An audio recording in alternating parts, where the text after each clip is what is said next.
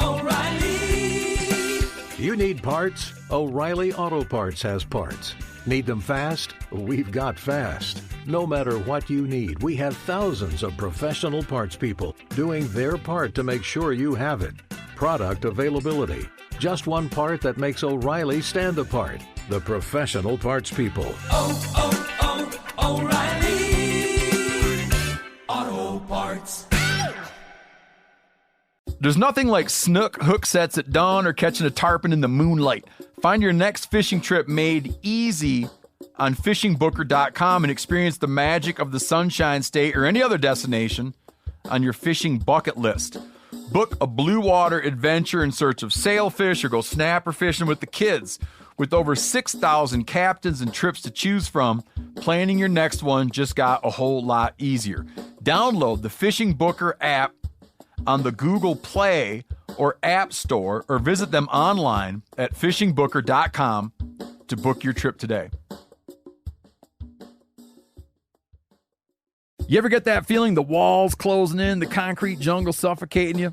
You crave some wide open spaces, the chance to connect with nature, maybe in a spot all your own. Well, head over to land.com. They've got ranches, forests, mountains, streams, you name it. Search by acreage. You can search by location. You can search by the kind of hunting and fishing you're dreaming of. Land.com. It is where the adventure begins. Oh, hey, everybody. It's the Hunting Collective. This is episode 75. It's a really good one. I'm very excited to bring it to you. We have Sam Lundgren, the fishing editor, meat eater, and Miles Nolte, the director of fishing, and also like the director of our new show, Das Boat. So you should go check that out. We'll talk about that in a little bit. We're also talking about an evil, evil man, William Perry Pendley, and how we can see him removed from his current post in the BLM. And then in the interview portion of the show, we're talking to Brant MacDuff, who is a wildlife educator and a public speaker, and he often covers the history of taxidermy. It's an interesting conversation. He's a theater major out of New York City. That doesn't often happen on podcasts of this nature, so I'm excited to have you comment on our conversation. Now, he's a good dude, very different for a hunting podcast, but I enjoyed him, and it was a good time. But before we get to that, we're going to talk quickly about Trophy Copper, and Trophy Copper comes from Federal Premium. Hopefully you're aware of what Trophy Copper is, but these copper polymer tip bullets are now offered in two new bullets, a 55 grain 223 Rem and a 250 grain 338 Lapua mag. Hopefully you'll be shooting those two bullets at entirely different critters, but you should be using them this fall and beyond. That's Trophy Copper from Federal Premium. Go to federalpremium.com and check that out. Everybody here at the Meat Eater loves Trophy Copper. We endorse it along with Mr. Patelis and Mr. Ranella. So go there, check it out, federalpremium.com. So without further ado, episode 75.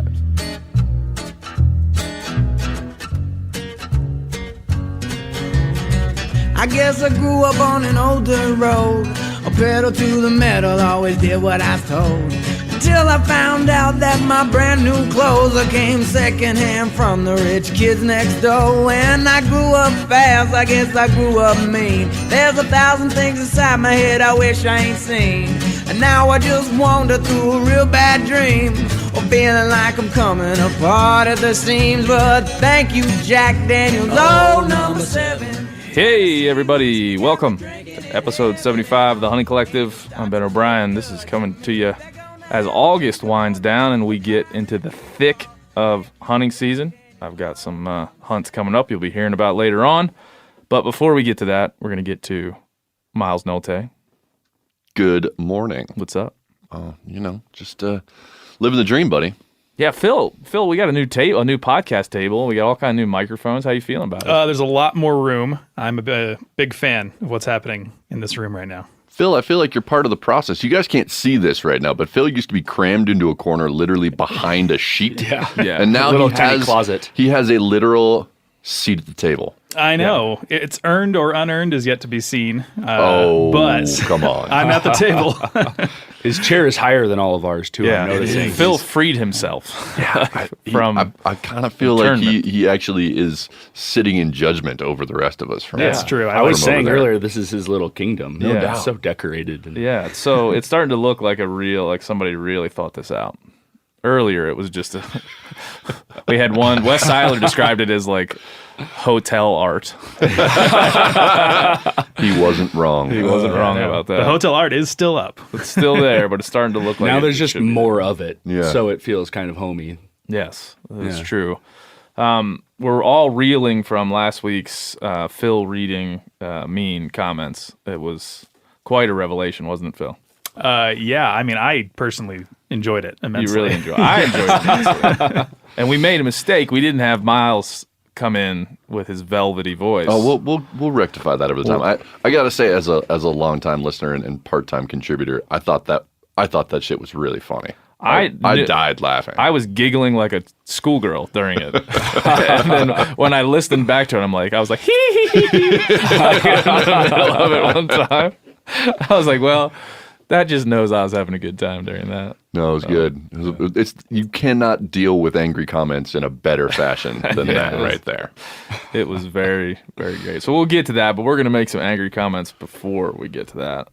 Some of our own. Yeah, some of our own angry comments. Last couple of, 2 episodes ago, I screamed. I might scream again, Phil, so make sure you're a little I've got the fingers on the faders this time. Yeah, fade that out. We don't want to scare people. Blow everybody's car speakers out. Yeah, we don't want to scare people at work. We're going to start by talking about a gentleman named William Perry Pendley. And if you don't know who William Perry Pendley is, he's the new acting director of the BLM, which is the Bureau of Land Management. And before we get into all this, Sam has the longest of all of us, possibly, or probably the most intense history with conservation. We can all agree with that. From working at BHA for how long, Sam? 5 years. 5 years.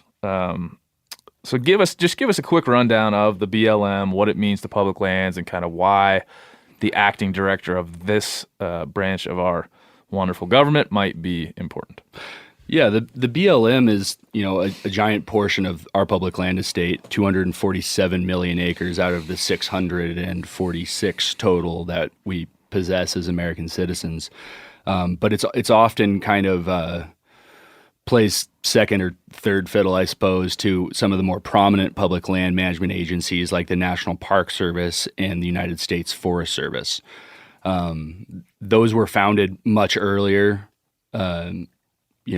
into the late 1800s, early 1900s, really codified in Theodore Roosevelt's administration. But the BLM land is often looked upon as the land that nobody wanted. It's the stuff that homesteaders passed by because it was arid or rocky or just otherwise difficult to prove up what you had to do with your 160 acres under the Homestead Act allotment. Some of it was land that people did want, but it didn't work, and so maybe they shouldn't have wanted it. It kind of came together piecemeal over the years through a number of acts that managed what was done on those lands that nobody really owned. That was kind of started with like the Mineral Leasing Act of 1920, talking about how people could go, set mining claims in areas like that. The Taylor Grazing Act of 1934, which started to put some constraints on what people did with their cattle and sheep and established a system for that and permitting process and grazing fees, the same grazing fees that a lot of these people like Pendley like to rail about. But BLM land is still the cheapest place to graze your livestock in the country. It's like a tiny fraction of what it costs to graze on private land or state trust land by and large. But the BLM, as we know it today, was really founded in 1976 under the Federal Land Policy and Management Act. A lot of people like to call it FLPMA. And that's what really said. It's exciting. FLPMA. FLPMA, yeah. It's great. Sounds like a rapper. Rolls off the tongue. I could see that as a rapper. The Flipma Squad? Squad. Ooh. Maybe a wrestler. We'll keep that going. But continue with the we need this information. I think their outro you should record is just a freestyle over Flipma. Yeah. Flipma Squad. We could do that. Continue. That actually might make it more boring now that I think about it. It's hard for me to this is very important information, but I've devolved so much in my podcast hosting that I just want to make jokes during this. That's all I can do anymore. That's what I like about your podcast. That's a de-evolution. Please continue with the facts that are pertinent to the case.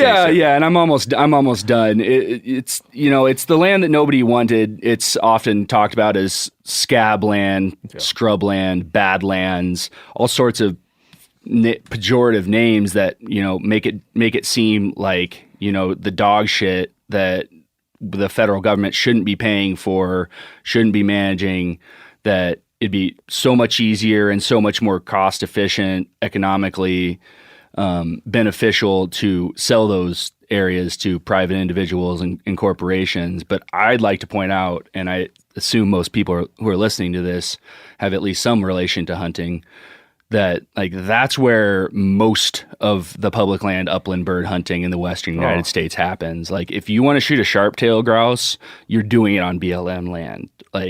That's the bottom line. Tons of pheasant hunting, tons of anywhere you're talking about sage grouse, it's all BLM.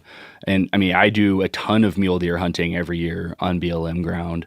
I'd like to mention that, it's thought of as it's a lot of it's in, checkerboarded landscapes. Some of it's difficult to access. It's kind of scattered throughout the West, but there are giant parcels of it and some really incredible stuff, including 221 codified wilderness areas and I believe hundreds more wilderness study areas that have kind of languished for 40 years in between there. But there's incredible elk hunting on a lot of BLM land. That's pronghorn central. I've killed pronghorn in Wyoming on BLM land. In fact, Callahan and I needed to sight our rifles in the other day in Douglas, Wyoming, and we're just well, there's some BLM land. Let's drive out there. Absolutely.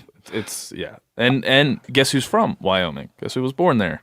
William Barry Pendley. I think it's difficult to overstate the importance of BLM land to hunters in the West. And that's the thing. If we want to, there are a lot of ways we can slice this. There are a lot of good reasons to talk about the benefits of BLM land. But for our purposes here, I think we got to say, as hunters, if we lose BLM land, we have lost a massive percentage of the land we get to hunt in the western part of the U.S. Yeah, next time you're looking at your Onyx maps and you're hunting public land, or not, or just zoom out to a state level, wherever you are in the West or wherever you are in the country, and just start looking around at those chunks of BLM land. It's all the yellow stuff. And it's all the yellow stuff that surrounds the little portions of blue and green. Yeah.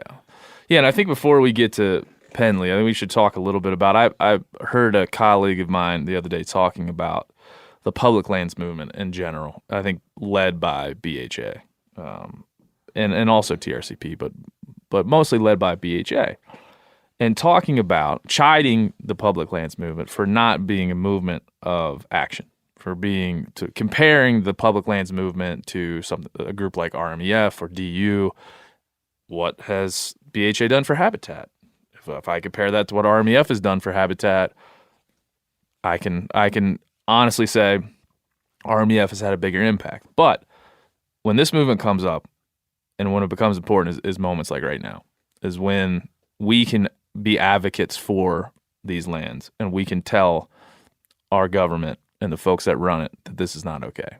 And this is where the power of the public land movement is really shined. Not that it doesn't do those other things, but this is where, this movement shines, and this is where we can really have an impact as voices within this community to say, this is not acceptable. And I think if we're going to talk about this in specifics, we need to go back a couple of months when the three of us sat in a different room and recorded a separate podcast about the passage of a public lands bill, right? And so what I think we need to recognize with this particular moment and this appointment of Pendley is that there has been a massive failure on the part of interests who would like to sell off public lands to do so through legislation. Because you and I and the folks who care about this stuff clearly told our lawmakers, we don't support this. And our lawmakers heard that and said, I don't think we can support this in legislation either.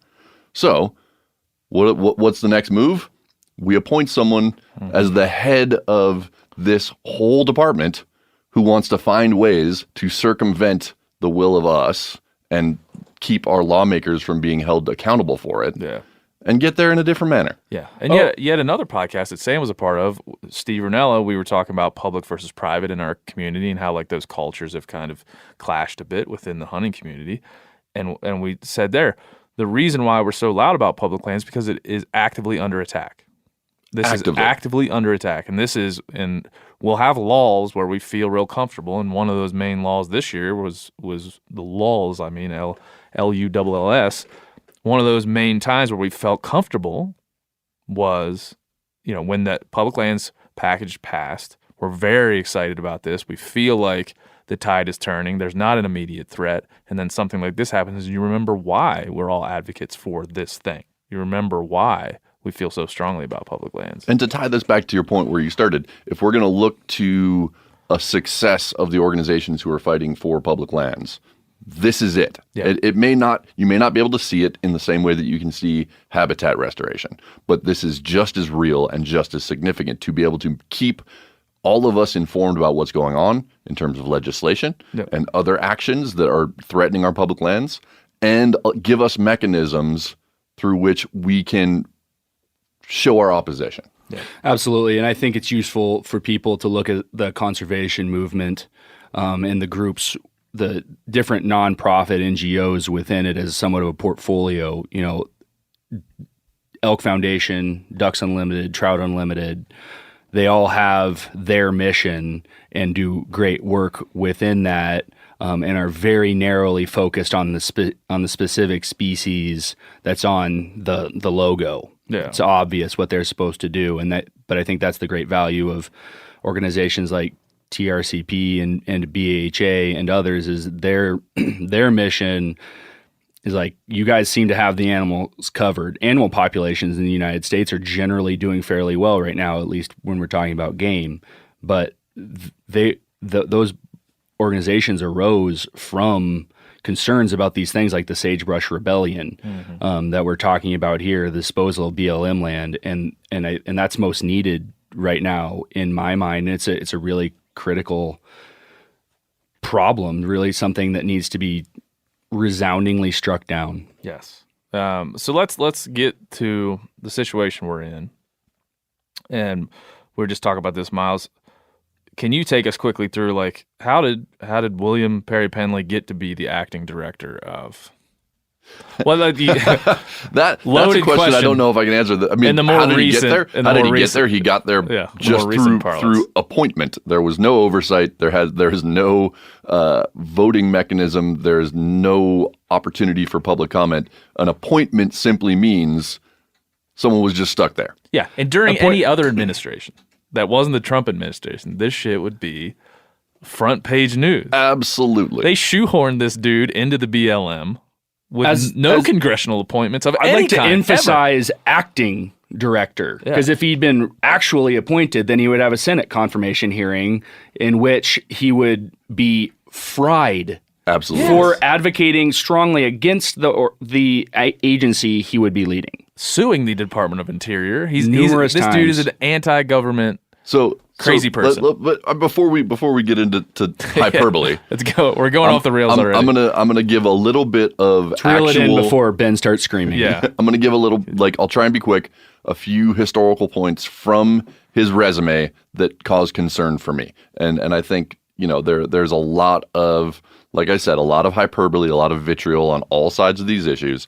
Let's, as much as we can, stick to the actual things that have happened that cause me to stay up at night wondering, am I going to get to hunt my favorite lands in 10 years? Will my son? Here's how we're going to do this. You be the voice of reason.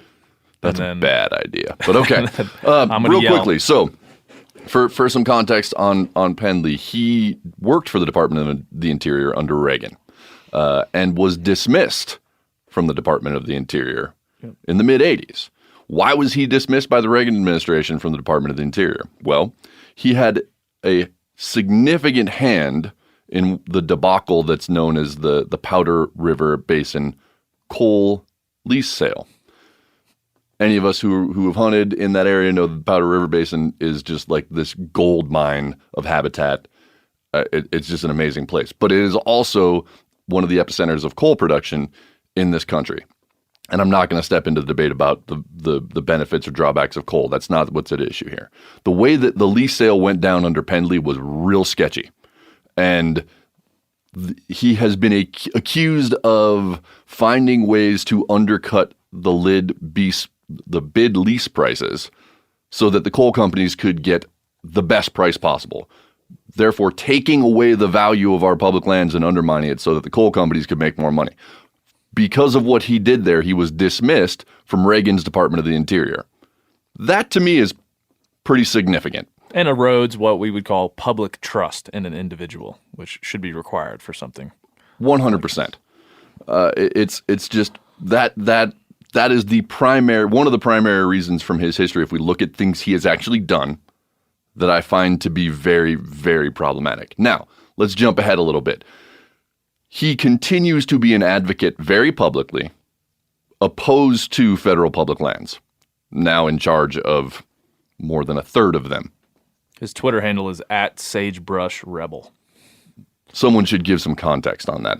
There's a great article that I'd like to point people to, just to, if you have any ounce of curiosity in your mind whether we're making any of this up, you should just go to the nationalreview.com, a large publication, and search by his name and find the opinion column he wrote in January of 2016 entitled "The Federal Government Should Follow the Constitution and Sell Its Western Lands."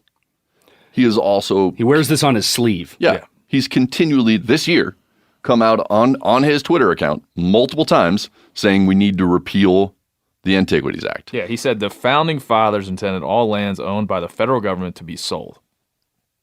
So this is, we could continue kind of going on and on about this. I think the point has been made. There are plenty of examples of why this particular individual is a problematic choice to lead the BLM if you are, like us, a fan of maintaining access to public lands, BLM lands. Yes. This is, and again, he was not, it's that we had less of a leg to stand on. We can still disagree, with his views and his worldview. But if he had been appointed by Congress, if he had gone through the proper steps, the confirmation hearing, then we can at least say that there's less shady materials to be covered here. But here he is. And we'd have some recourse, right? And our elected officials, who are supposed to represent us, could have the opportunity to prevent this from happening instead of just happening by fiat. Right, and we could have recourse in the sense that we could tell those officials, we really disagree with this choice, and if you continue forward with this, we will not vote for you again. No. We do not have that opportunity here. And I'm gonna throw one more piece of evidence out, because this is one that I think is near and dear to my heart. All the work in 2015 that went toward rehabilitating sage-grouse habitat. If you guys are not aware of this, you should do a little reading, but it's one of the few examples we have of industry, hunters and anglers, conservation groups, and even environmentalists coming together to work on a problem to keep the sage-grouse off the endangered species list so that we could continue utilizing those lands for development and hunt on them and protect the species. Yeah. He called the effort to protect sage-grouse an imposition of draconian and illegal rule. So you're talking about one of the best examples we have of different user groups and cohorts coming together to try and actually get something done, and he's opposed to it.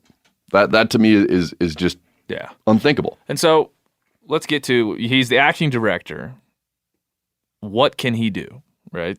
What can he do to affect the BLM past his tenure and during his tenure? I mean, there's a lot of things he can do. One of the things that's most concerning that he can do is he can hire and appoint people that will last much longer than his tenure. So he can affect the future of the BLM by hiring people and bringing people into the fold that will take positions within that group that can affect it further. And that is maybe the most concerning to me. I mean, what else is there in you guys' mind that this guy can do and probably will do, because he'll do anything he can it is quite obviously that he wears this Well, on. yeah, and I think, one of the most important things we should be looking at here is that the Department of the Interior is undergoing a reorganization still that was started under former Secretary Zinke, and so he'll be overseeing that. He'll be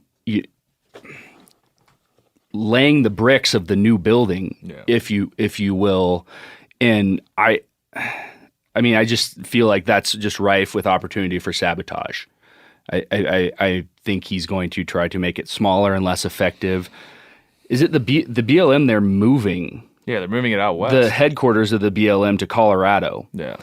And there's a lot of people who are really concerned about that. I understand both sides of that. I think the BLM needs to be as connected as possible to the local landscapes, to the places it manages.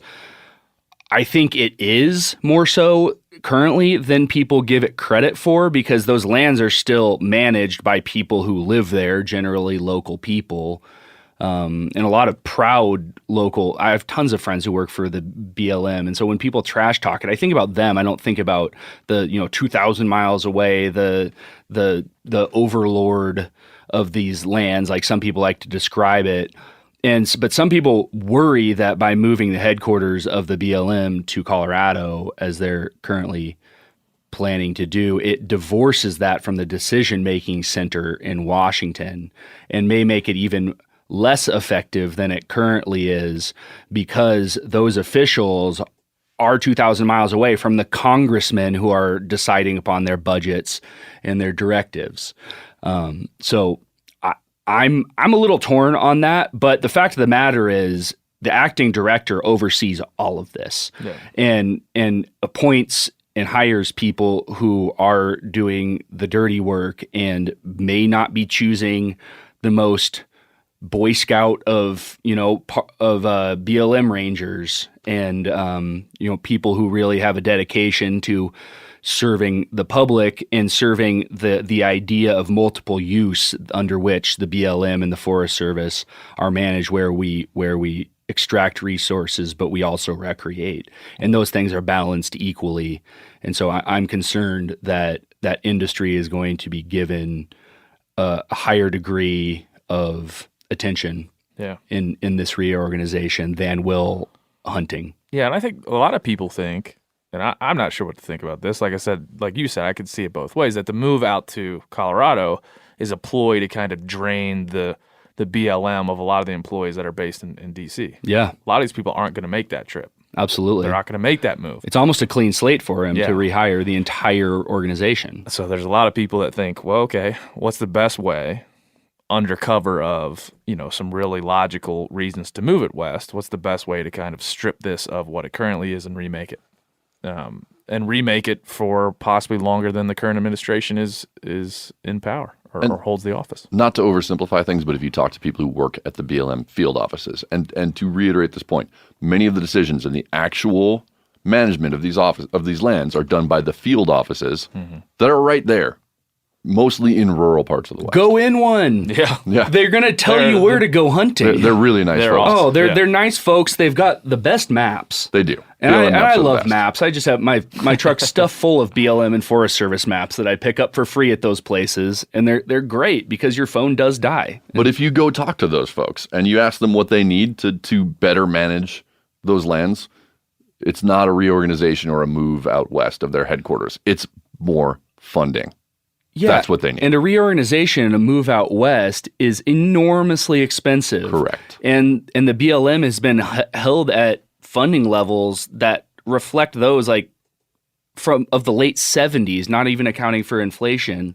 It's anemic funding, and that's the problem with management is that we can't have enough people on the ground to do what we need to do, and so that's exactly a tactic of Perry Pendley and this other sagebrush rebellion folks, is to starve these public land management agencies of money so they can't do their jobs, and then cry that they're not doing their jobs. It's hypocritical, and this reorganization is going to exacerbate that issue. Well, let's go a little bit further into this, because there's a guy that we should all know about. I mean, we talked about Secretary of the Interior Ryan Zinke when he was in that post. Now we have David Bernhardt. He has outwardly said that he opposes land transfer. He said that he's been quoted in many publications saying exactly that thing. I watched him on TV give an interview where he repeated that over and over and over again. Now, who ordered Pendley to be appointed here? Had to be Bernhardt.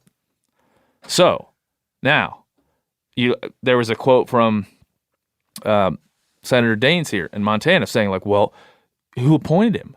It was Bernhardt, and so it must be okay because Bernhardt is against land transfer. It's worth mentioning that Bernhardt's previous job was as a oil industry lobbyist. Yes, and this is pretty fraught in the Trump administration. This isn't really about Trump, I don't think. I mean, it has nothing to do with Trump. It marries down to everything. I don't get the feeling that Trump's really paying attention to this whole thing right now. There's bigger fish to fry. To be fair, I was listening to a comedian saying the other day, like every conversation leads to Trump. Unfortunately, this one does, but it's not. I don't know that.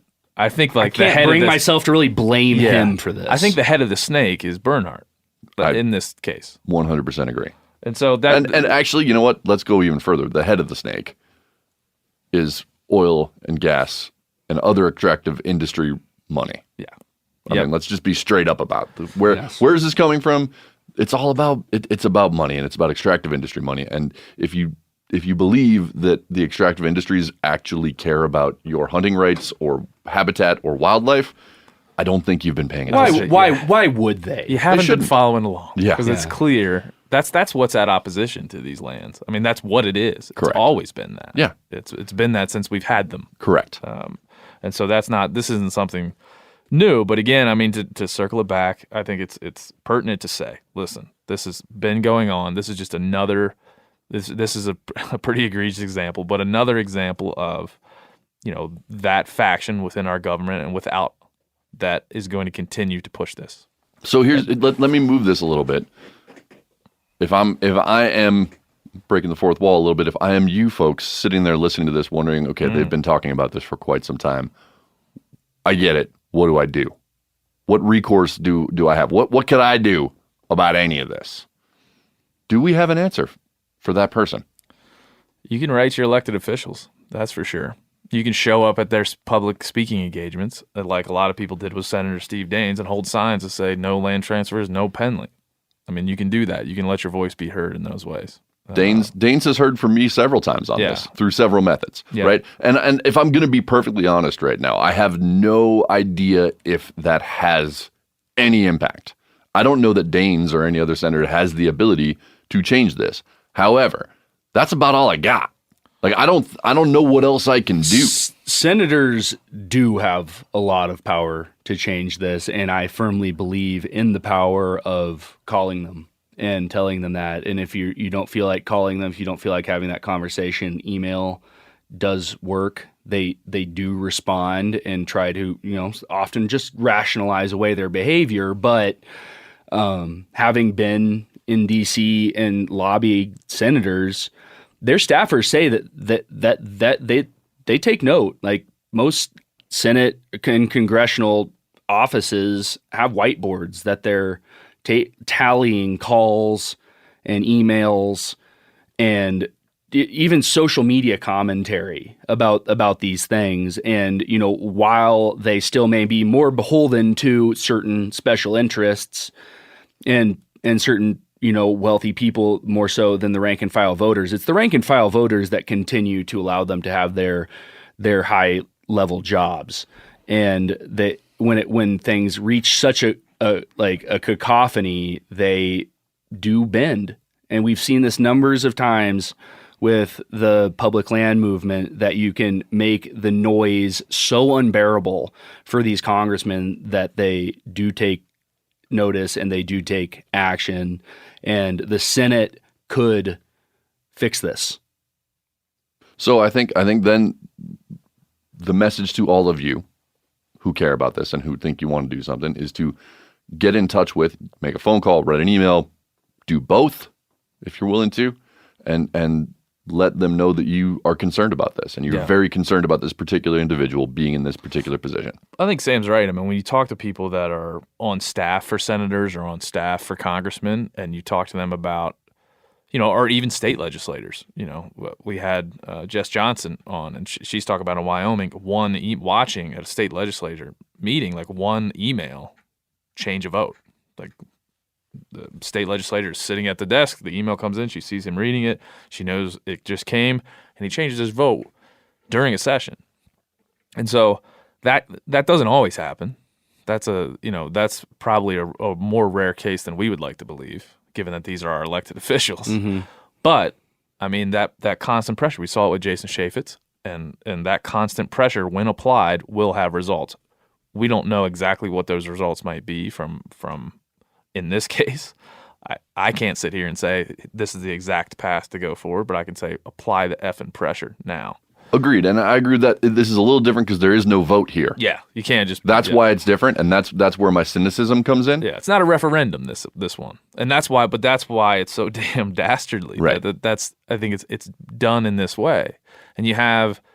I think one of the major victories of the public lands movement has been that in this state and other states, you have to get on the stump for public lands if you want to come to the table. Like, if you want to be considered Republican or Democrat, you got to come and say, we're not going to sell these lands. And I'm going to throw one more thing in here because I think it's important to mention this. We are a hunting show. We are speaking to a hunting audience, but I think that we are very, very off base to assume that this is going to benefit ranchers and rural communities to lose these public lands, because the fact remains that many, many, many of the folks who graze their cattle on BLM lands are small ranchers, and they're able to make their livelihood work because of those subsidized grazing fees. If those go away and that land gets sold off to private interests, they're not going to lose their business. They're not going to be able to buy that stuff. Absolutely not. And that's one of the great fallacies here, that these BLM lands are somehow going to go stay in the local communities, that the ranchers who graze there are going to somehow just get them.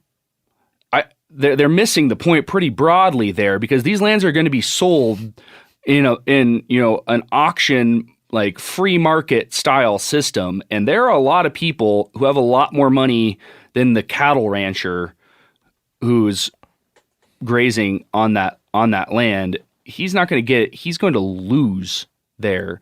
And I'd also like to mention that rural communities profit enormously off these lands in other ways too. Like BLM lands, where most off-roading happens. Mm-hmm. That's generally a lot more reduced on Forest Service and Park Service, but there's that's where you go and spin brodies and shoot guns and blow up tannerite. Those things are allowed for in many places and written into management plans, that there are places for people to go plinking on BLM land. It's like what kids who grew up in the woods like me, shit we love to go do that doesn't have anything to do with hunting or fishing. It's destructive. Yeah. And I'm not trying to advocate that, but I know a lot of people who are listening to this are have a dirt bike and want to go tear around in places sometimes within the law. And I mean, BLM, that's what we stand to lose, is places to go do that kind of stuff too. Yeah. It's broad reaching, and we don't often get directly on the stump for things here, and it may seem repetitive, the public lands things, but we've already gone over why the repetition is necessary. We know it's under attack. We understand these types of things, but there is, if you would Google William Perry Pendley and look at photos of him, it's shocking some of the different hairstyles and facial hair configurations that this man has put out into the world. And some dyes and bleaching. Yeah. I'm almost certain. There's a photo here of him where he looks a little bit like he just woke up from a 17-year nap. I saw somebody else online say he looked like a homeless man that has been cleaned up for court. I thought that was pretty funny. So I figured I would give you guys a chance to kind of describe his look in your best prose. Well, I'm going to go ahead and say that handlebar mustache has seen a little bit of Grecian formula over the years. Oh yeah. I recognize that he's from Wyoming, but If I saw that dude walking down the street, I'd be going all hat and no cattle. Yeah. He looks like I think he looks like a tire changer for a NASCAR team. I'm just getting like the prison warden like villain from yeah. not Shawshank Redemption, because that's what's his name? But just that's the vibe I'm getting. I don't know why. Yeah, I'm going failed 1970s porn star who went to law school after he washed out of B-movie porn. Yeah. That hair, the blonde, like the dyed blonde hair. He's been bleaching it since the 70s. It's clear. It's clear. So anyway, if you want to write into thc@themedia.com with your descriptions of William Perry Pendley, please do, because I find them to be He also appears incapable of smiling. I don't see a smile here. Oh, here's one. Dude, is there one? I see are scowls. Have you seen this one where he's next to the flag? Even this one with the blue blockers. Yeah. Oh, that's like he smiles like he's never done it before. Yeah. This makes my face hurt. Yeah, he smiles like, what is this that I'm experiencing? Holy shit. Oh, that's definitely the first time he's taken a selfie. Yeah. Somebody on his staff was like, William, you're going to need to start. Sir, we need a selfie. He probably asked somebody if they could take a selfie of him. Can you guys do a selfie? Oh, here's one where... No, you do that yourself, man. What? No, can't you just do it for me? Yeah, he always kind of looks like he just fell down some stairs. Like he just couldn't make it. I just get like a disapproving, creepy principal look. Yeah. Yeah. Yeah. Like he's just disappointed in you all the time for anything you've ever done. Yep. He's a defense lawyer on Law and Order's Special Victims Unit. He's all those things. That's William Perry Pendley, everybody.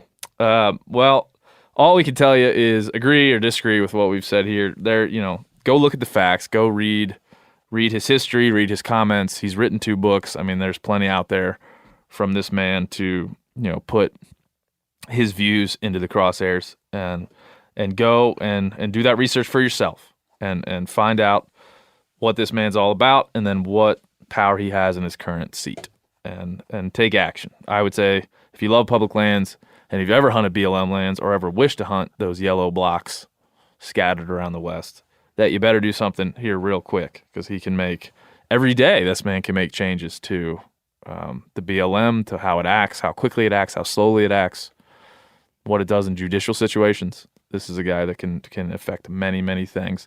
And so it's worth standing up and saying, we don't like that. We're not having that, especially in the way that he was appointed. So that we'll leave it there. Any final comments on this gentleman? Take 10 minutes. I mean, it's not that difficult. Write an email, make one phone call. If you care about this, and if you don't, that's your prerogative, and I'm not going to judge you for that. But if you do care about this, don't just be pissed off. Take 10 minutes.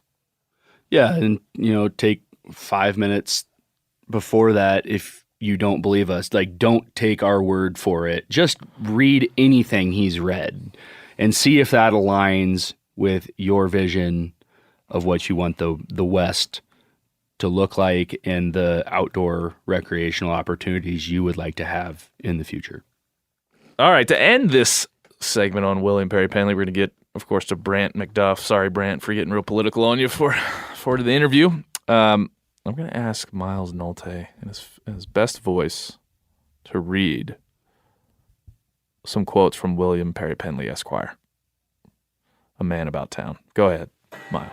O'Reilly Auto Parts are in the business of keeping your car on the road. O'Reilly Auto Parts offer friendly, helpful service and the parts knowledge you need for all your maintenance and repairs. If you're confused about what part you need, like what wipers are going to be the best, what replacement headlights are going to be the best, go into O'Reilly and talk to the people that work there, because they're great and they're super friendly, and they'll get you squared away where you walk out knowing you got the right thing. They've got thousands of parts and accessories in stock, either in-store or online, so you never have to worry if you're in a jam. Do you need your windshield wipers replaced? You need a brake light fixed? You need some quick service? They'll help you find the right part or point you to the nearest local repair shop for help. The professional parts people at O'Reilly Auto Parts are your one-stop shop for all things auto do-it-yourself.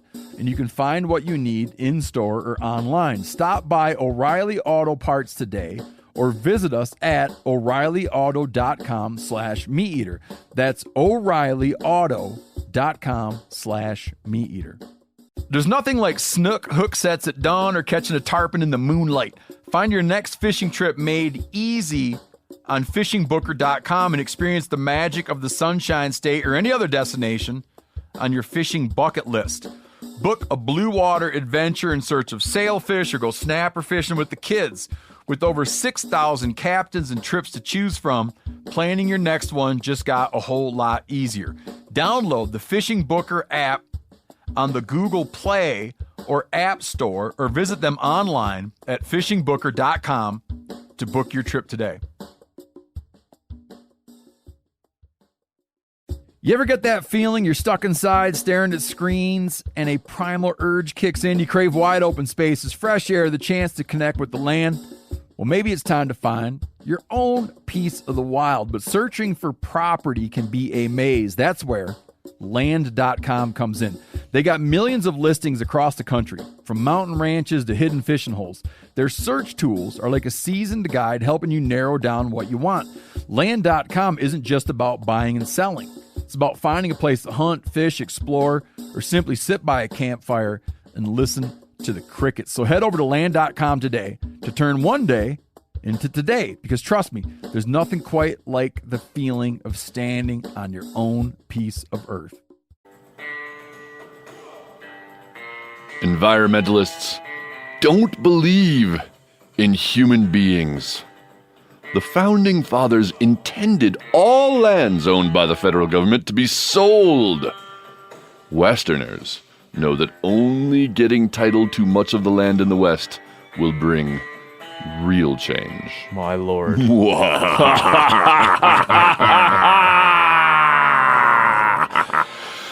I've said it before, and I will say it again. Fracking is an energy, economic, and environmental miracle. Yes. William Perry Pendley. Now to the interview portion of the show. Bye. I guess I grew up on an older road, a pedal to the metal. Brant, how's it going? Hey, thank you for having me. Yeah. Welcome to shiny Montana, sunny Montana. You're here at a good time. I love it. Yeah. I got all tan on I did the Red Bus tour at Glacier. Oh, yeah. You're doing some real tourist shit, eh? You know it. Well done. Me and the 70-year-olds. Yeah. What'd you learn? You learn anything? The glaciers are receding? The glaciers are receding. It's real pretty. I just wanted to sit there and not have to do anything. Yeah. You know? Because I could have driven through Glacier, but Yeah. I would have had to pay attention to driving. Yeah. Well, that's a good deal. I've never been on a red bus tour, but I would go. Now, Saw some bighorn. Oh, you did? Mm-hmm. Any other wildlife? Just some little ground squirrels really making a stink. So you went to Spectrum. You went ground squirrel to bighorns. Yeah. Well done. Well done. Well, listen, I fancy myself a groundbreaker, but we've had an animal rights activist on. We had a vegan on. Everybody likes to talk about that now. I'm scared I'm going to be known for that. But you're a theater major, so I just want to lead off by Great. a Brooklyn-based, so I'm gonna pigeonhole you right off the bat. Do it. I'm good at that. You're a Brooklyn-based theater major, and maybe maybe the first hunting podcast guest ever in the history of the world to be a theater major. So hopefully we'll do some sort of acting near the end to really get you in. I'll throw out some suggestions. Yeah. So there's a lot of reasons why I thought it would be interesting to sit down and talk, but I think before we get into kind of what you do, as we were talking about before, I think where you come from, and as listeners will find out, your story is really interesting, where you are today and how you got there. This podcast is about finding people's why. Why are you interested in hunting? Why are you interested in natural history and in your case, taxidermy and other things? And collecting that perspective and bringing it back in and understanding what that means for all hunters and how we can all come to be interested in something that to a lot of people in Brooklyn seems weird, archaic, gruesome, to add some other adjectives to it. So tell us where you're born and kind of give us a little bit of a seed of your early life. Sure. So I was born in New York, actually, on Long Island, but I don't remember much of that. I grew up in southern Florida, like Palm Beach area, and since I was teeny tiny, I've been crazy about animals, just really nuts about animals, and I would run around near where we lived and catch snakes and lizards, and I used to catch little green anole lizards, and I'd hold them up to my ear, and then they'll bite onto your earlobe, and then you can walk around with fashionable anole lizard earrings. Well done. Always just preferred animals to anything else, and would always have my nose in a book about animals, or was watching nature shows. Anytime I had the opportunity to do something outdoorsy, I did it. I was very lucky that my parents sent me to do cool things, camps or whatever, learn to sail, learn to do whatever. My dad's a horseback rider, so I've been riding horses since I was a kid, and I love that. Yeah. And I'm a whitewater rafting guide and a kayak instructor, so I always wanted to be outside. I always loved animals, but I wasn't sure what to do with it. When I went to college outside of Chicago, and I was a theater major, love theater, still do. Yeah. And that actually, I've always been a tour guide too, and gave tours of the South Carolina Aquarium, and my schools, and now I give tours at the American Museum of Natural History. Wow. And so the theater actually comes in handy quite a bit, because I like talking to people and projecting in the Africa wing of the AMNH is difficult. So I never was. I've got a lot of energy, and it's tough for me to focus on one thing. So, when I was a kid, it was like, oh, maybe I want to be a vet or a zoologist or anything. And I just could never land on one thing. Yeah. So, today, if it's like you're on my website, it's like, oh, taxidermy classes and tours and lectures. And I want to be moving around. I want to be active. I want to be talking to people. Yeah. And as a kid, I was always very skeptical of hunting. I loved animals so much. The idea that someone would want to kill an animal just blew my mind. Yeah, this is what, as you're talking, I'm thinking, that's the question I want to, why on earth, or how on earth in this case, did you get to this? Okay, I'm getting there. I'll get there. Keep going. I'll get there. So, so the idea that someone would want to do it just kind of really blew my mind. But at the same time, I idolized guys like Teddy Roosevelt and all of these sort of old-timey adventure conservationists, and it was like, well, I couldn't get past the hunting part, but I did really like the idea of running around in the woods and going on adventures and having my rifle with me. And my dad taught me how to shoot since I was young. We used to go sporting clay shooting all the time. I love shooting sporting clays, so guns were not a new or scary thing for me. I have a nice little 28 gauge I still do sporting clays with. And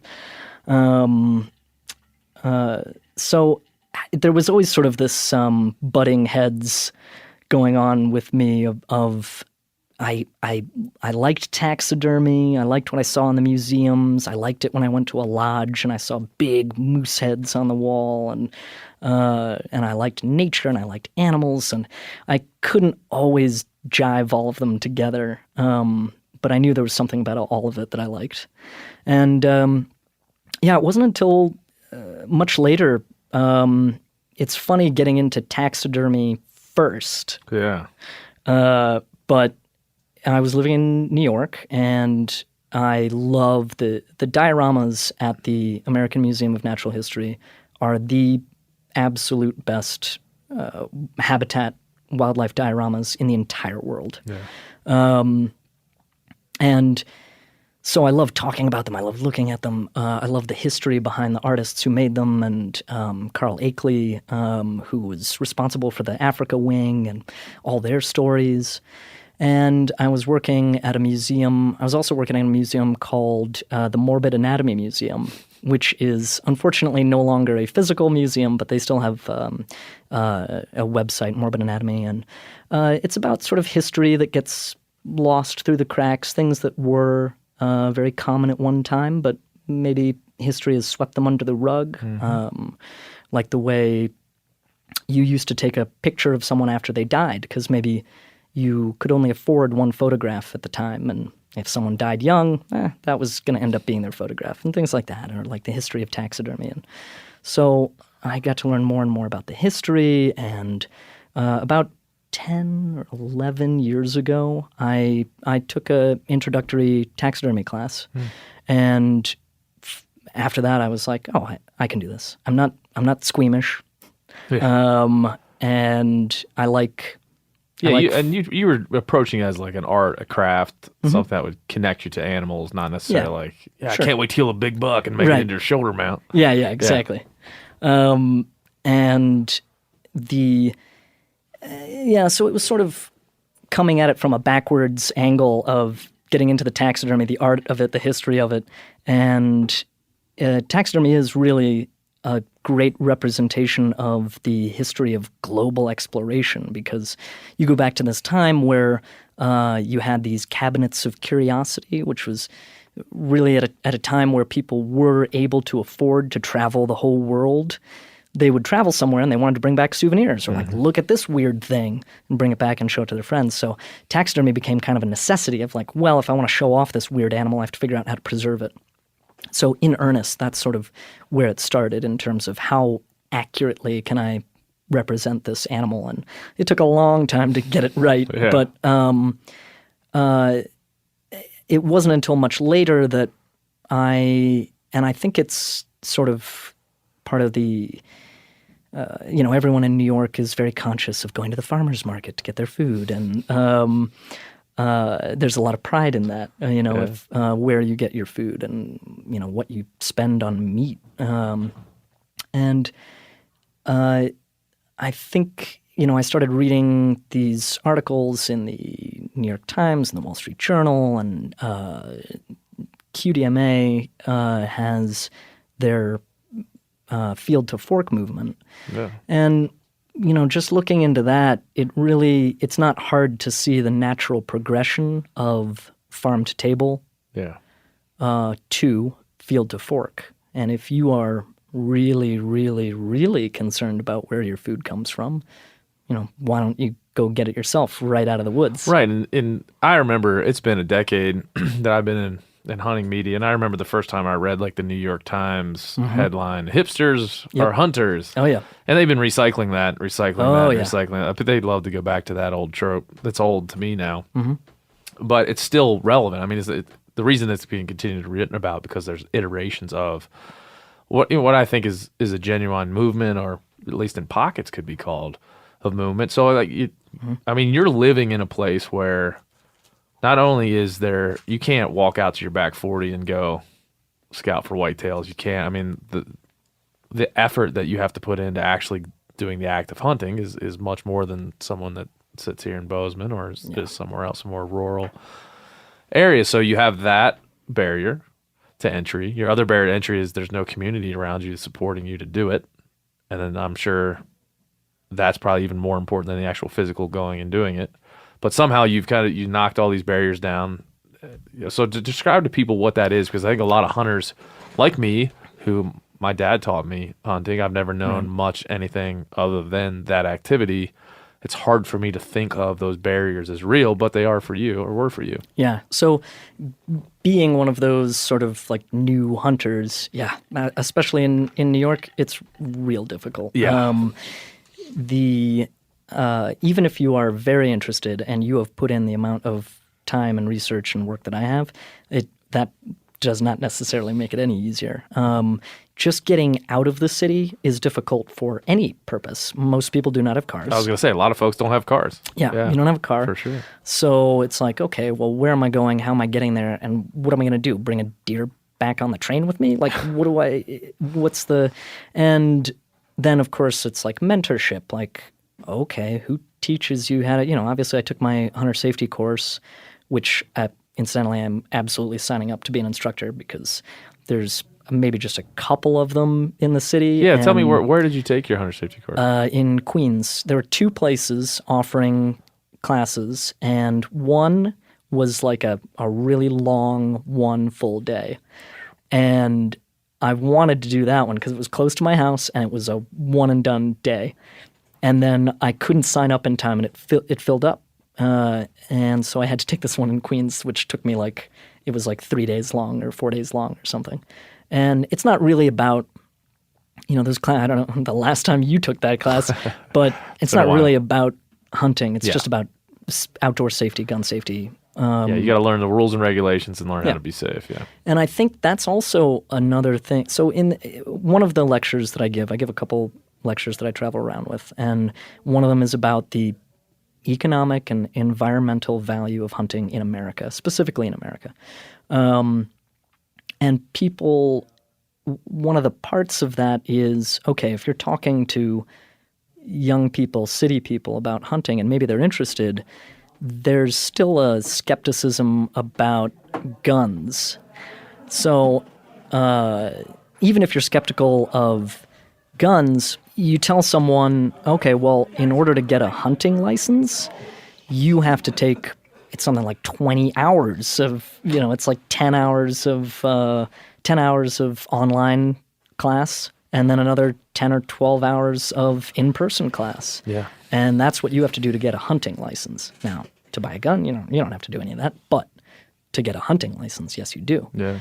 And so I think that a little bit of that changes people's minds, like, oh, okay, yeah, they're responsible gun ownership, and because that's definitely a part of it for people. And I think that's also a part of the rise in, crossbows, things like that. People who want to err on the side of bow, so that if they have problems with guns, I try to steer people away from that because my concern is, even as a would-be hunter, my concern is for the animal. So I want what I consider to be the most effective method of killing an animal.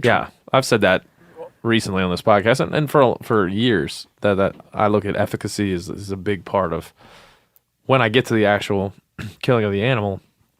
I'm now thinking about the animal. I'm not thinking anymore about myself and what's fair, chase, or all those other concepts that we have. But it's interesting to hear you say it that way, and I think most people would think that. And if you're a new hunter, you've never seen anything die, taking a crossbow out and sticking a deer in the guts is, I'm sure, would turn you away just as quickly as some sort of unsafe action with a firearm. So, I mean, there's a lot of elements to it. That again, guys like me who've been hunting my whole life, I rarely have to think about unless I run into a new hunter, quote unquote. Yeah. And so I also was just thinking as you're talking, a reality show about a hunter safety course in Queens would be. Oh man, I might pitch that. It was absolutely, it was. I felt like recording the whole thing. Was it mostly just Brant, like guys like yourself and no, young ladies yourself? I'd say maybe one guy like myself, and then there were a couple younger kids, and then a lot of older people, and from a total mix of, it was mostly men, but definitely some women, and a couple younger girls, but definitely a huge range of ethnicity. Yeah. And I'd say it was a pretty big age range. Yeah. Yeah, that's interesting to me. There's some dichotomy there that's lost on those of us that are here in Bozeman and across the country. That there's that there might be a need for this in the inner city, and I often talk about urbanization being one of the threats to hunting. But why I was interested to talk to you, I want to get to the history of taxidermy because I think that's going to be about as interesting as anything. But is thinking about like the environment that every time I go to New York City, I've been there many times, but I just look around and like, this is so wholly different than many other places in this world, let alone this country. Yeah. The perspectives that come out and the worldviews that come out of living in a place like this are so varied from what we see, here in Montana or where other places I've lived on a daily basis. And so it's interesting to come out of kind of that, melting pot and into the hunting world and how you think of it. I'm not necessarily thinking I'm going to, with these lectures, educational seminars, that I'm going to turn people into hunters necessarily, but I do want them to walk away with a different perspective. Yeah. And it's mostly just a knowledge of the system. The system in America is so effective. Yeah. Amen. And it's just this perfectly closed circle of where the money comes from and where the money goes. And it is really, really beautiful the way it works. And once I tell people that, it's always a positive response. Yeah. Describe how, describe those interactions, because you just like you said, travel around, you give lectures. Amen for looking at the structure of it. We often talk about that here. It's the structure of it so beautiful, so long lasting. It's a century old, some of this stuff. And it still works today within the modern construct of our government, our legislation. It's I'd amazing. say it's the most effective system in our government because it's completely closed. Yeah. It's really – so I'd say the most – honestly, the biggest responses I get are when I'm talking to my friends about this because they trust me as an animal nut and an animal lover. Yeah.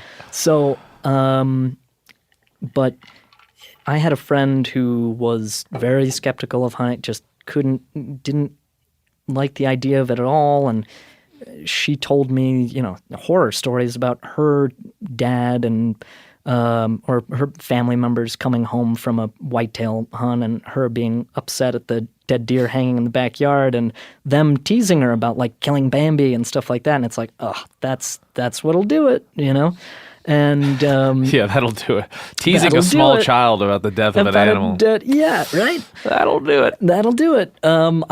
And because of that, I have a whole section in my lecture. So towards the end, it's like, yeah, what about guns? And then I go into that. And what about jerks? And I have a whole, what about jerks? And it's like, yeah, there's jerks out there, just like there are jerks everywhere.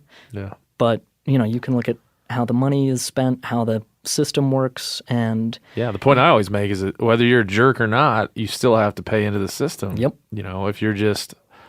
You going out there to shoot a buck and take the back straps and throw the antlers in a bucket and you go about the entire process of hunting as a jerk or a dick, right. You still are paying. You're still paying your way. You still are bound by the laws. Mm-hmm. Much like if there's a camper and that camper is littering, right. That's just a jerk. That's a dick. That's a person that doesn't belong in the greater subset of like outdoor recreationalists. So. Yep.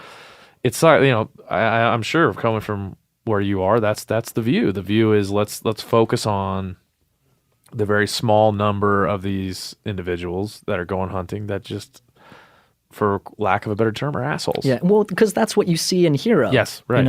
Especially in the media or anywhere, you hear about the jerks. Yeah.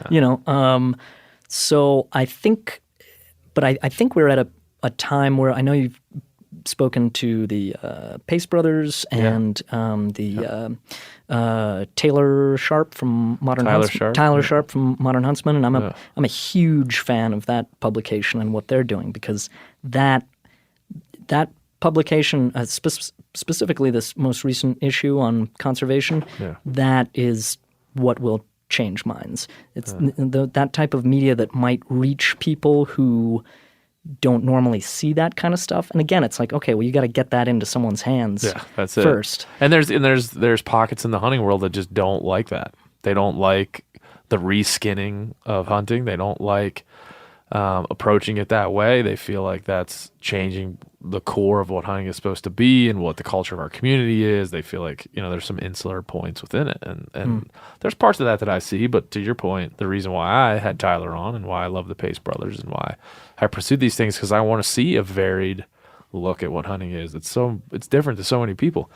Modern Huntsman is a fine example of someone. This is through the prism of which Tyler sees hunting. He's a different dude. He spent a lot of time in Africa.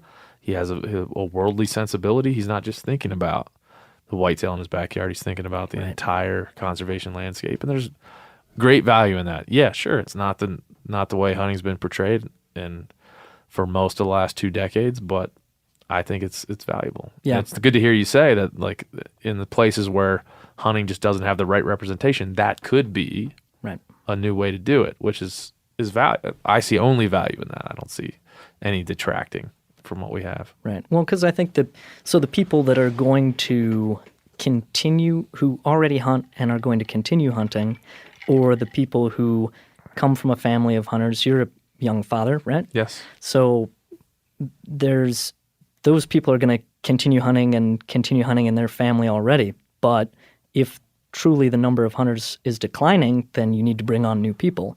And the reason the new people don't come on is because they either have these negative connotations or, and then the more difficult thing is how do you get people who are willing and interested involved in, a world that, that kind of stuff's not so easy and it's very expensive. Yeah. Did you run into that jumping into hunting like you did? Did you run into any? I always say, because this is not about me, but I always think of like I want to build a bridge. I want there to be a place where people can come and feel like they don't have to think a certain way or look a certain way to be a hunter.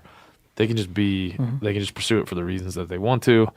Sometimes the hunting community is not real good at like saying, "Hey, come over here," but you got to think this. If not, we're going to kick you out.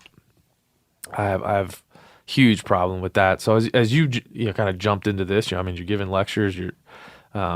There's a lot of parts of your professional life that are included in hunting. Have you run into any points where you're just like, man, this sucks? You mean from opposition? No, just from a hunter standpoint, where you just didn't feel like if you had to be a certain way to fit in, or I'm a little conscious of that when I'm meeting with people who are long time, like old school hunters. Yeah. I think it's kind of like you. I'm interested in listening to their viewpoint because that's very important for me to absorb where all these other people are coming from, especially when I'm relaying that to a group of, would-be new hunters or people that I'm trying to convince hunting is good for the environment. I've been lucky that I haven't bumped into any negative vibes from anyone yet. Yeah. And good, but I haven't put it past anyone. I've been lucky enough that I've been in situations where I can talk to someone long enough that they can listen to everything. I was at the last place I spoke at was a science and skepticism nexus, Northeast Conference on Science and Skepticism. That's a brave man to walk into the skepticism department and be like, "Hey, here's my viewpoint." It was perfect because a lot of people had spoken the whole weekend about the anti-vax movement, and they're like, "Okay, we're a room full of medical scientists, and what do we do about this anti-vaccination movement?" We have all of this information and all the numbers and the science all adds up. And what do we do about people's perception? Why is it so difficult to prove things with facts? And so then I come out there and I immediately talk about like, it's good to hunt if you care about the environment. Yeah. And it kind of blew people's minds. But then you just lay that same logic on them. Like, you don't take my word for it. Go look into the system. Look at how it works. Look where the money comes from. Look where the money goes. And the government will get money from somewhere, and it might as well be from people who want to keep wildlands wild. Yeah. And, Yeah, we were just talking about that in the last podcast about how it is a closed loop, to your point. It is, you have a constituency that is willingly paying this excise tax, or willingly paying these tag fees, and oftentimes arguing for them to be, the duck stamp is one of the only federal legislations that we're arguing, raise it. The constituencies are like, we don't care, raise it. So you have a willing constituency paying into a system that benefits them, benefits the wildlife that they pursue, and benefits the wild places they like to go. This is like on this massive scale over decades and decades. Yep. Going back to, Pittman Robertson and the Lacey Act and all these things that are 80, 90 years old that are still to this day effective on a federal and sometimes on a state level. So it's amazing. That's how every one of my lectures ends, is me telling people to buy duck stamps. Yeah. You don't have to be a hunter. You don't have to hunt. Just buy a duck stamp, because cool that looking is stamp. Yeah. Put it on your notebook. Don't give a shit. Yes, exactly. Do whatever you want. But it's the most direct money. Directly goes right there. You don't have to question, where does this go? It's like 98.5 cents on every dollar or something. Yeah, it's such I find myself thinking a lot the same way you do. It's like we have this really good example of how to manage a resource that we all value. I mean, we all hold the same value. People in Brooklyn that value animals and want them to thrive and live and be there and appreciate them, they think the same way I think. I want them to thrive and live and be there, and I appreciate them. So, we have that in common. And what we also have in common is like one of the best systems of funding for management and conservation that there is, that I know of, that I've ever heard of. So there's that common ground. It's good to see you going out there and highlighting that common ground with folks. And I don't imagine you've ever had somebody stand up and say, I don't agree with that, because it's Not yet. pretty infallible in the way that it's set up. That's so it's good to know. But I think we should get to the history of taxidermy. All right. I heard you telling one Ryan Callahan out there, the guy with the mustache, that at one time, would you pick up a pigeon? You were in... it was a mourning dove. A mourning dove. So I think this is probably a good way to illustrate your love for animals, and then also how it spins into taxidermy. So tell us a story about the time you picked up the mourning dove on the street and took it home. Maybe it was a pigeon. O'Reilly Auto Parts are in the business of keeping your car on the road. O'Reilly Auto Parts offer friendly, helpful service and the parts knowledge you need for all your maintenance and repairs. If you're confused about what part you need, like what wipers are going to be the best, what replacement headlights are going to be the best, go into O'Reilly and talk to the people that work there, because they're great and they're super friendly, and they'll get you squared away where you walk out knowing you got the right thing. They've got thousands of parts and accessories in stock, either in-store or online, so you never have to worry if you're in a jam. Do you need your windshield wipers replaced? You need a brake light fixed? You need some quick service? They'll help you find the right part or point you to the nearest local repair shop for help. The professional parts people at O'Reilly Auto Parts are your one-stop shop for all things auto do-it-yourself, and you can find what you need in-store or online. Stop by O'Reilly Auto Parts today or visit us at O'ReillyAuto.com/MeatEater. That's O'ReillyAuto.com/MeatEater. There's nothing like snook hook sets at dawn or catching a tarpon in the moonlight. Find your next fishing trip made easy on fishingbooker.com and experience the magic of the Sunshine State or any other destination on your fishing bucket list. Book a blue water adventure in search of sailfish, or go snapper fishing with the kids. With over 6,000 captains and trips to choose from, planning your next one just got a whole lot easier. Download the Fishing Booker app on the Google Play or App Store, or visit them online at fishingbooker.com to book your trip today. You ever get that feeling you're stuck inside staring at screens and a primal urge kicks in? You crave wide open spaces, fresh air, the chance to connect with the land. Well, maybe it's time to find your own piece of the wild, but searching for property can be a maze. That's where Land.com comes in. They got millions of listings across the country, from mountain ranches to hidden fishing holes. Their search tools are like a seasoned guide helping you narrow down what you want. Land.com isn't just about buying and selling. It's about finding a place to hunt, fish, explore, or simply sit by a campfire and listen to the crickets. So head over to Land.com today to turn one day into today, because trust me, there's nothing quite like the feeling of standing on your own piece of earth.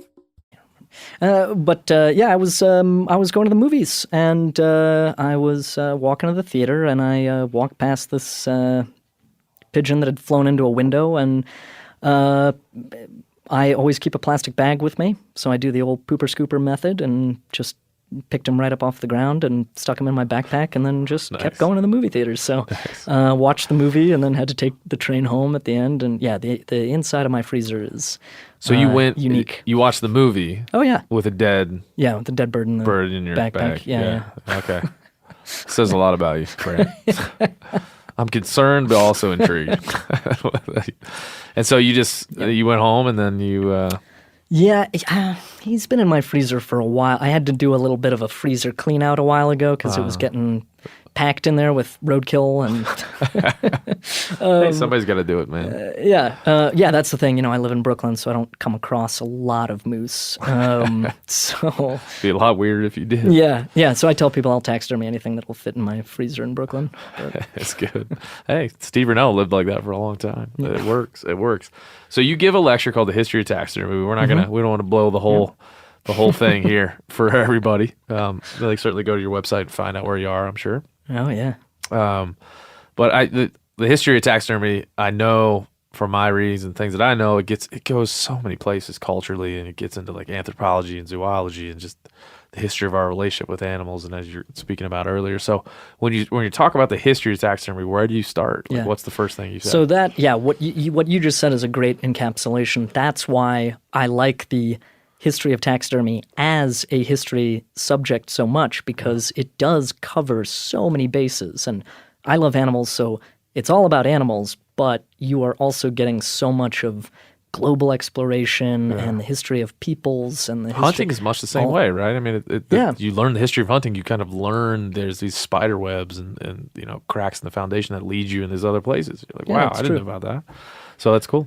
So I always I throw a slide up there of the ancient Egyptians and immediately say we are not talking about them. What the ancient Egyptians did was mummification. That is very different from taxidermy, but what they did know was how to preserve stuff. And we have great examples of that.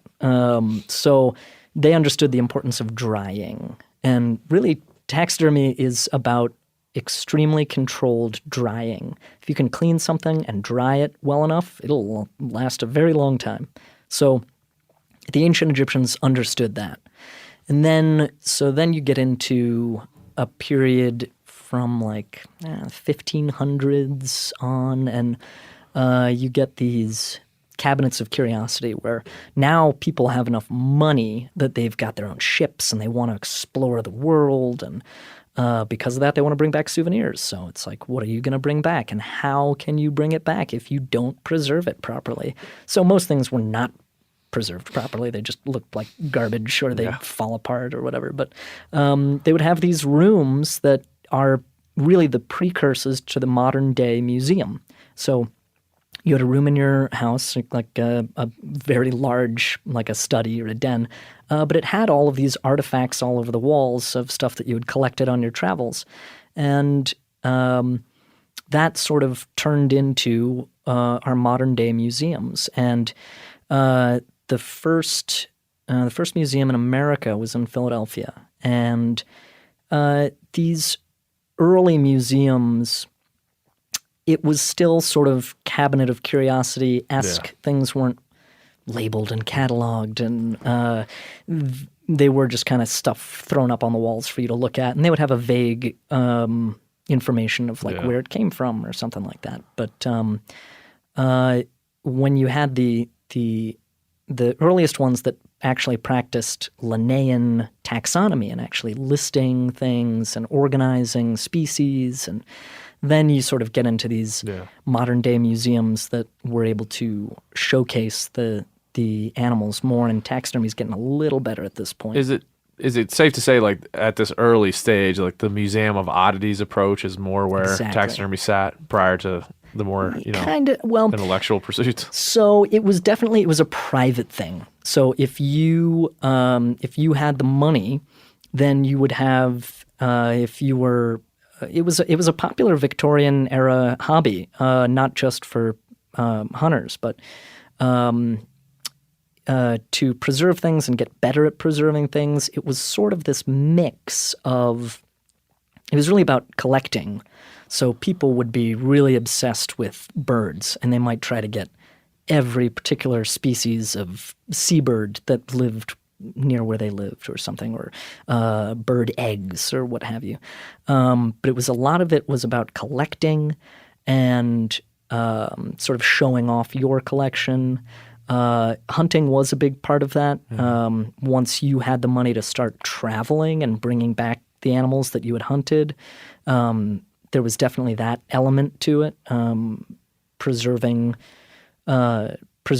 specimens from your own hunts. But there was also the museum aspect. Really was about showing off animals to people who didn't normally get a chance to see these things. There's no TV, so it was when you went to the museum and you could see all these different species from all over the globe.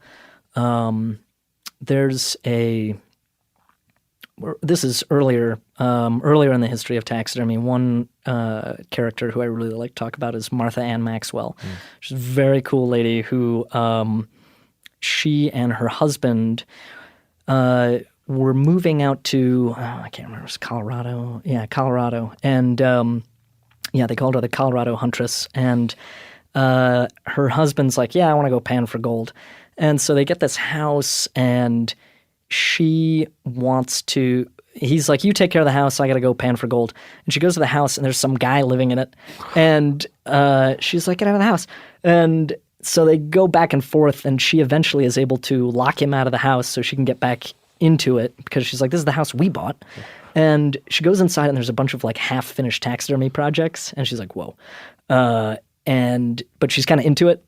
And then just from those pieces being in the place, she picked it up and taught herself and finished the pieces, and eventually was the representative from the state of Colorado to this huge Philadelphia like world exposition where all the states were very proudly showing off the best of their state, and she represented the entire state of Colorado with just her taxidermy. That was what Colorado picked to represent. So it's like that was a big deal.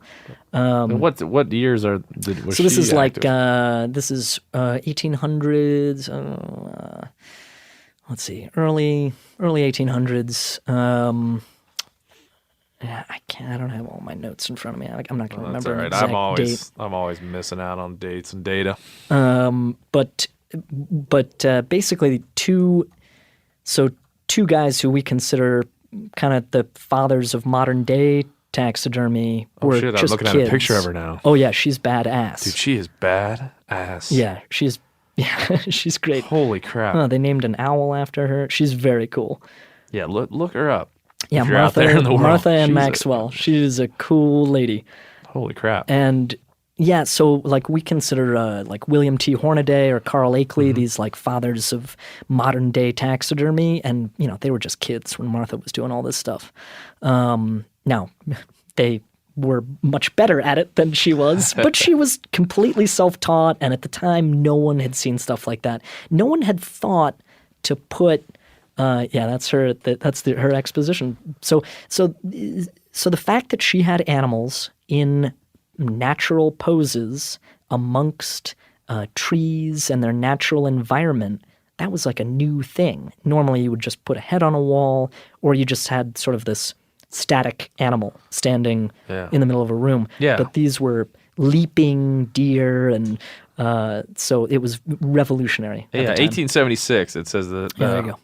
There's a stereographed picture of her Rocky Mountain display, and it shows it's an elk kind of running through a meadow. There's a pronghorn. There's a leaping mule deer that is running away from a mountain lion. This is all like a naturescape surrounding it. So, like you said, I think looks like a bear or two in there. So.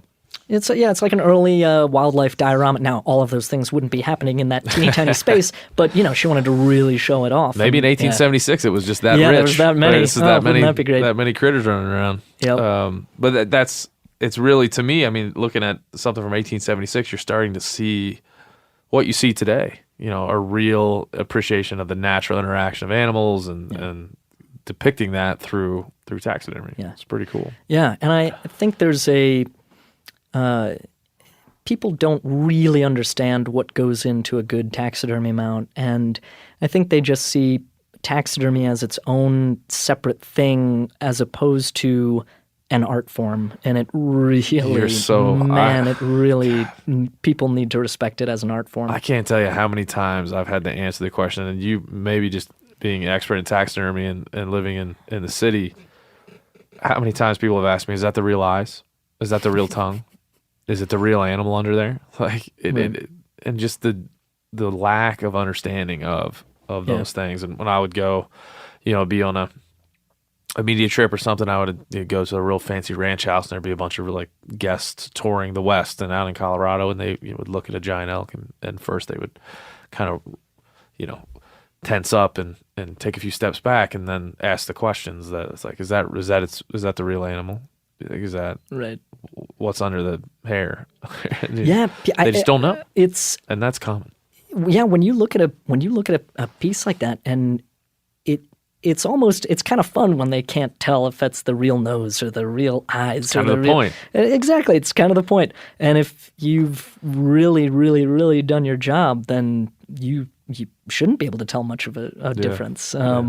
But to understand, so those early now you can buy a ready-made form, and you can, to a certain extent, slip the skin right on top of it. Now you do have to make adjustments based on the size of your animal. But you kind of like pretty it up after that. Exactly. You put the hide on, just make it real pretty. But what's Martha Ann Maxwell doing? Exactly. So these are people who had to build their forms, their mannequins from scratch. And in order to do that, you must be a sculptor. When the taxidermists for the American Museum of Natural History, when they're making all of those forms, those are all hand sculpted.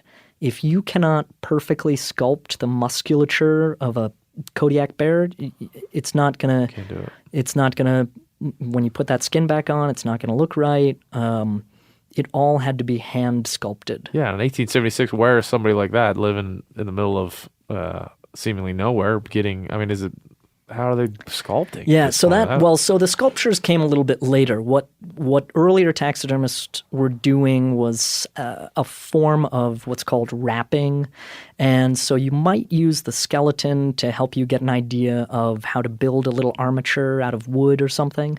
And then once you have that really, really basic armature, on top of that, you start literally wrapping over and over and over again twine or some kind of twine string.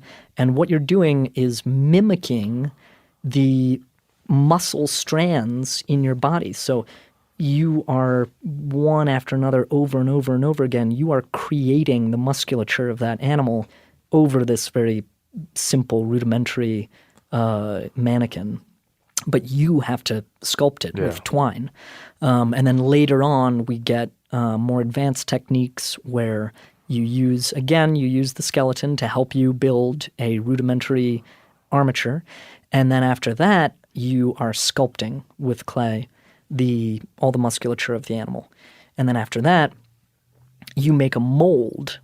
And then that mold is lighter and more stable for the long term. Yeah. But yeah, that's when you get into the sculpture. And now you can still do that if you're real serious about making something from scratch. But there are also, taxidermy catalogs, and you can get your pre-made. Yeah, and at the turn of the century, tanning hides was a very common thing. So there's no barrier to entry there. It's more the art of the form and how do you create a lifelike version of that tan hide over there. Right. And it was.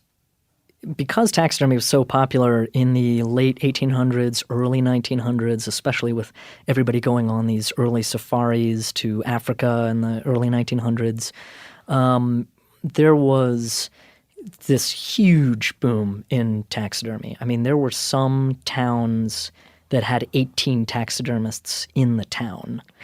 It was massive. And there were... an ornithologist at the American Museum of Natural History walked down, I believe it was Fifth Avenue in New York once, and he counted something like 200 different species of birds on women's hats in one day. Wow.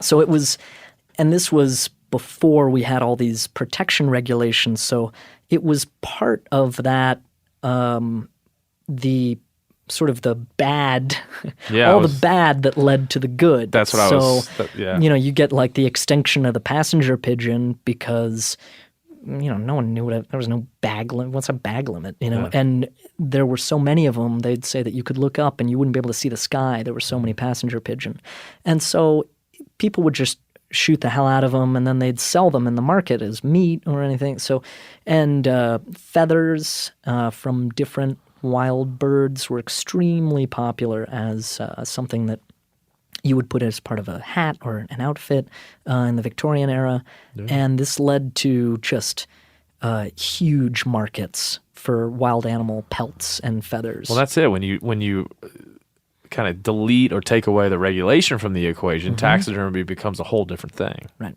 A whole different thing. It's serving a whole different audience at that point. Yep. And in the turn of the century, how connected was taxidermy to, what we'll call kind of the raping and pillaging of our wildlife resource? Because I think of it as, I don't know this, hopefully we can get to it. I think of it as certainly when, refrigeration and the railroads started to like poke westward, and then the urban centers could kind of connect to the western landscapes and even into the midwestern landscapes and say, hey, we need meat, we need pelts, we need hides. And now we can put it in a fridge and put it on a railroad car and send it back. And so that connective tissue is really more tangible at this juncture. Taxidermy certainly, I'm sure, enjoyed a boom from that, from those times. Yeah.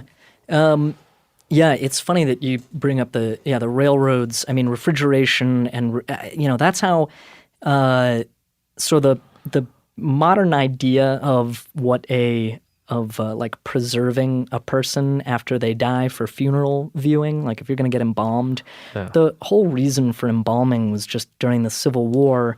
People used to die at home, and you would have people in the parlor, and they would lay there, and you could come and pay your respects. And during the Civil War, people were dying so far from home.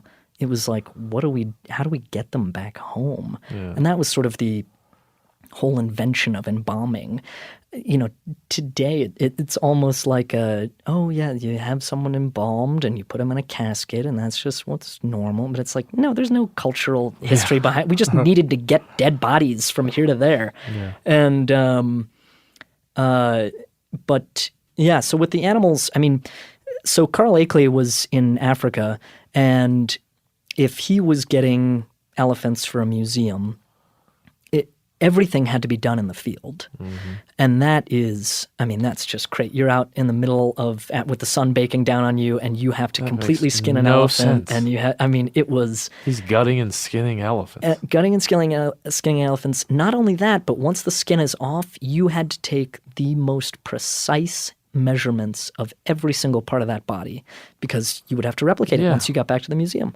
So it's all of the gutting and skinning, plus all these measurements, plus you got to get this giant heavy skin back somewhere, and these guys are doing it just with a small crew, but that all had to be done in the field, preserved to an extent that they could get it back to New York and then do everything else in the museum there.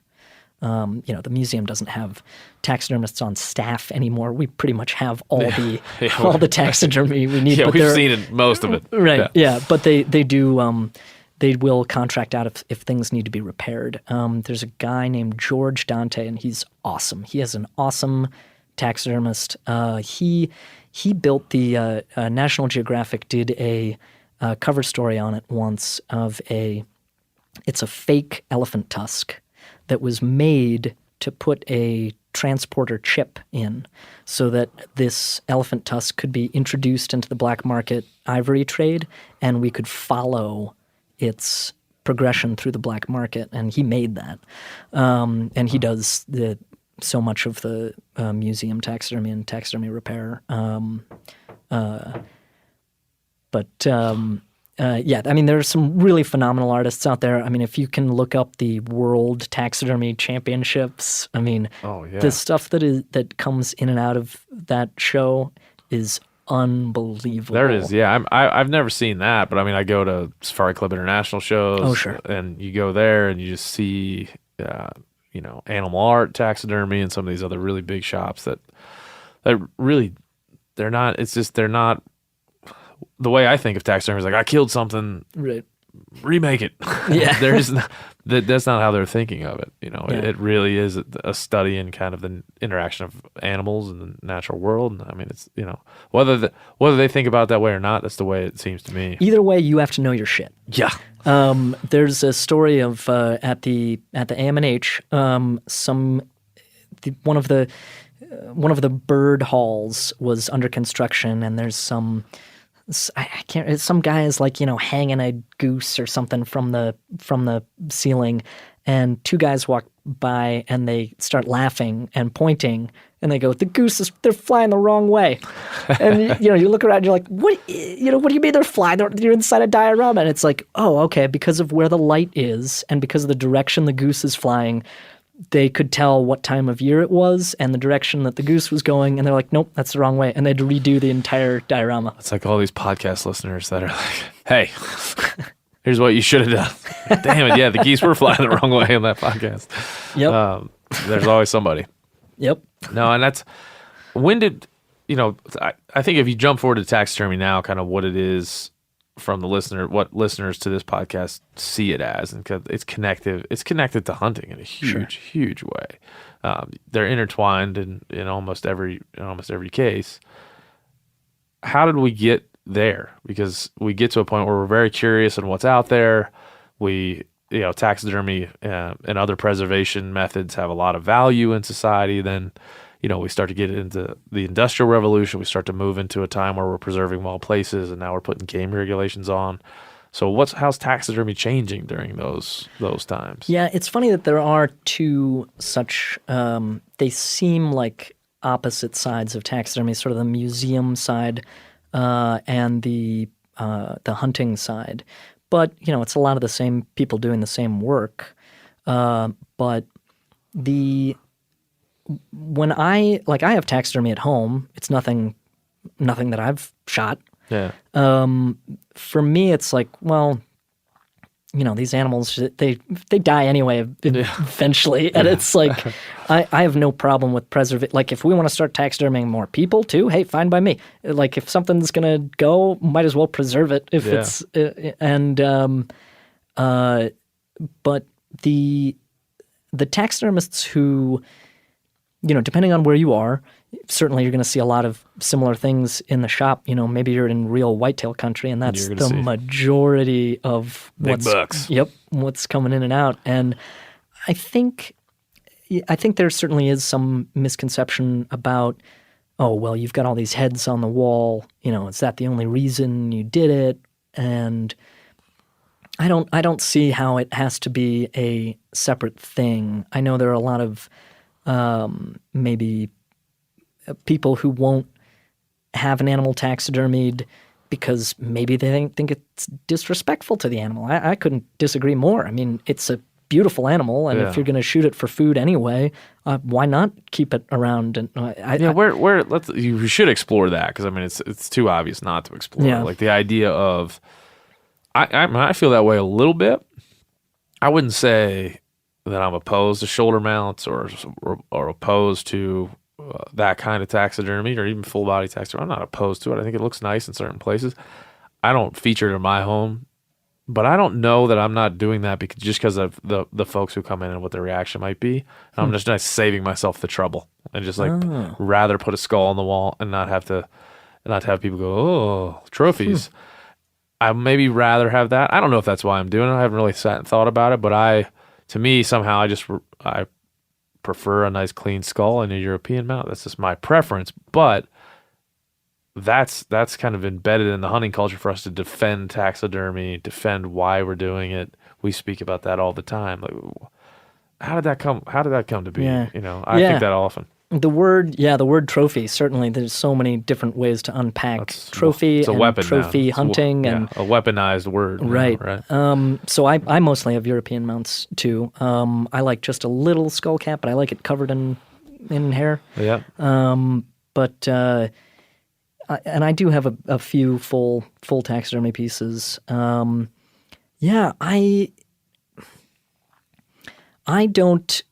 I don't have a problem with it. I've never seen. Obviously, I don't have a problem with it.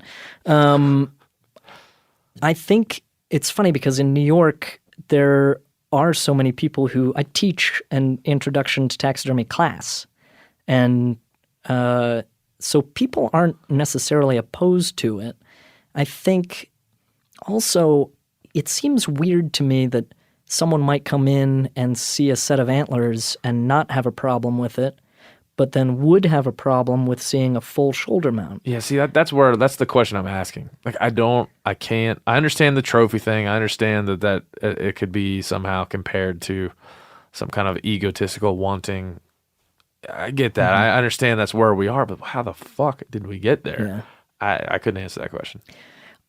I don't know. I think it is a part of this whole conversation where people, they want to think that they are on like the most ethical side of whatever it is, but the ethics and morality and whatever the minute you explain, I think it's the same thing, the minute you explain that North American model of conservation and how that system works, the fact that you are paying into a system that ultimately does benefit wildlife and wild spaces, at the end of the day, then who cares what happens to the head? Yeah. You know? Wouldn't you want us to not get rid of that? Wouldn't you want us to do something with it? Isn't it more interesting to preserve and honor in this way that it's like, well, yeah, this is here forever now, and this is a reminder. And it's always like, I think it just comes down to a measurement and motivation. People want to try to they want to determine what's your real motivation. Right. And they feel like if the end result is many things, but also includes a quote unquote trophy on your wall, then that colors your motivation in some way. And when you're like, listen, I'd be honest, I just moved into a new house. We built a house here in Montana. I've got way more taxidermy than I could ever. I'm a lucky man. Like, I got more taxidermy at 33 than I would ever hope to gain in my whole life. And it's almost annoying. I'm like, it's just like, I love this stuff. It does represent a lot of great memories, but now it's just a thing. It's just a thing now. And I have a connection to it, but it's not, I wouldn't, if you eliminated this from the equation, I would keep hunting and enjoy just as much. So it's different than the meat, but I see the art in it. I understand it. I want it there. And I appreciate it. But I for someone to come in my house and be like, oh, look at that double shoulder mount of 2 blacktail bucks, you bastard. Instead of saying, and I've had people do that, Really? Oh yeah, absolutely. Like, oh, you proud of yourself, huh? Like, what? Yeah, you're proud of your deer. Real proud of your deer. You wanted to make sure I saw them. I'm like, no. Oh, God. Well, you don't live here. Yeah. I want to make sure I saw them. Yeah, that's my answer. Is I wanted to make sure that I saw them. Yeah. And thanks for bringing it up. Let me tell you the story. Yeah, exactly. That kind of thing. And so there's some frustration that I'm sure we could never kind of get to an answer on that question, but it is a question. Like, the trophy mentality, the way that kind of has spun up in our culture has taken taxidermy down a couple notches. Yeah. I think first of all, if it opens up a conversation, then I'm happy for it. Yeah. If you are someone who can articulate. That's what I was just going to say. Yeah. If it opens up one, you're like, yeah, man. Yep. I like drop tines. I hear that a lot. I like a kicker. That's not going to help dissuade people. Right. So, yeah, if you can have a conversation, then great. Yeah, and I think that idea has recently come into, at least in our little company here, come into favor that we're talking about this like it's an artifact. It will be passed down. It's a physical artifact of something I went and did. And then let's say I get hit by a bus tomorrow, and my son decides I'm going to keep I'm not going to chunk all these mounts. He'll learn things about me that maybe he wouldn't have known through those. He'll have to ask questions. Well, where did you get that? Right. And then it's this like pathway into something I did. And so it's an artifact of my life. It's a little more interesting than just a photograph or Yeah. And they're beautiful. I mean, I was just the last couple days, I've been here in Montana. I was at the Rocky Mountain Elk Foundation and the Wild Sheep Foundation, and man, have they got some stuff. And I mean, you walk in there and you're like, wow, because these are just like the most insane specimens. Yeah. And, you don't get that close to them. When was the last time you were that? When were you so close you could touch Never. a bighorn sheep? Yeah, there's that some. I always think about that. There's like this weird connection to Yellowstone Park and taxidermy. It's like what if Mother Nature was like, listen, I'm willing to tolerate some stuff. One thing I'm willing to tolerate is if you guys want to like have an area where you just come and play like you're in nature and like you can see the animals and you can appreciate them but every once in a while, a buffalo is going to kill one of you. Yeah. That's the penance you must. I would prefer you have a natural history museum than this living one, but you can have it. I'm gonna let you have it. We're just gonna take out like 3 of you a year. Right. Yep. But that's kind of Yellowstone is this vestige of like here's the natural world kind of, microwave down to something you can take in from the road, and it's become like a zoo because of that. Like you can, because people are so removed from nature now that they drive through Yellowstone and it becomes like it becomes like Lion Country Safari or something. We were just like we were looking at that little girl that got whacked by the buffalo, and Yeah. you just and then reading and listening to the park official saying, well, stay 75 feet away from all these like 75 feet away is nothing. Right. That's 25 yards. I'm not good at math, but I think that's 25 yards or something. And that's close. Like a buffalo can cover 25 yards and no problem, Right. as evidenced by that young lady. Yep. So, yeah, there's that's just kind of like a representative of the natural world. People can go and see it. They can enter. They pay an entry fee. I'm glad it's there. Absolutely. It serves a great purpose. Yes. But that's kind of like that's a step down from the real experience, and then a step down from that is a stationary foam foam thing wrapped in the hide. It still has that. It's crazy to see kids at the museum though, because as many really, really awesome nature shows that there are now, like of all the Planet Earths and things like that, and the crazy filming that they're capable of doing now. My son and I love that stuff. They're awesome. Oh, so good.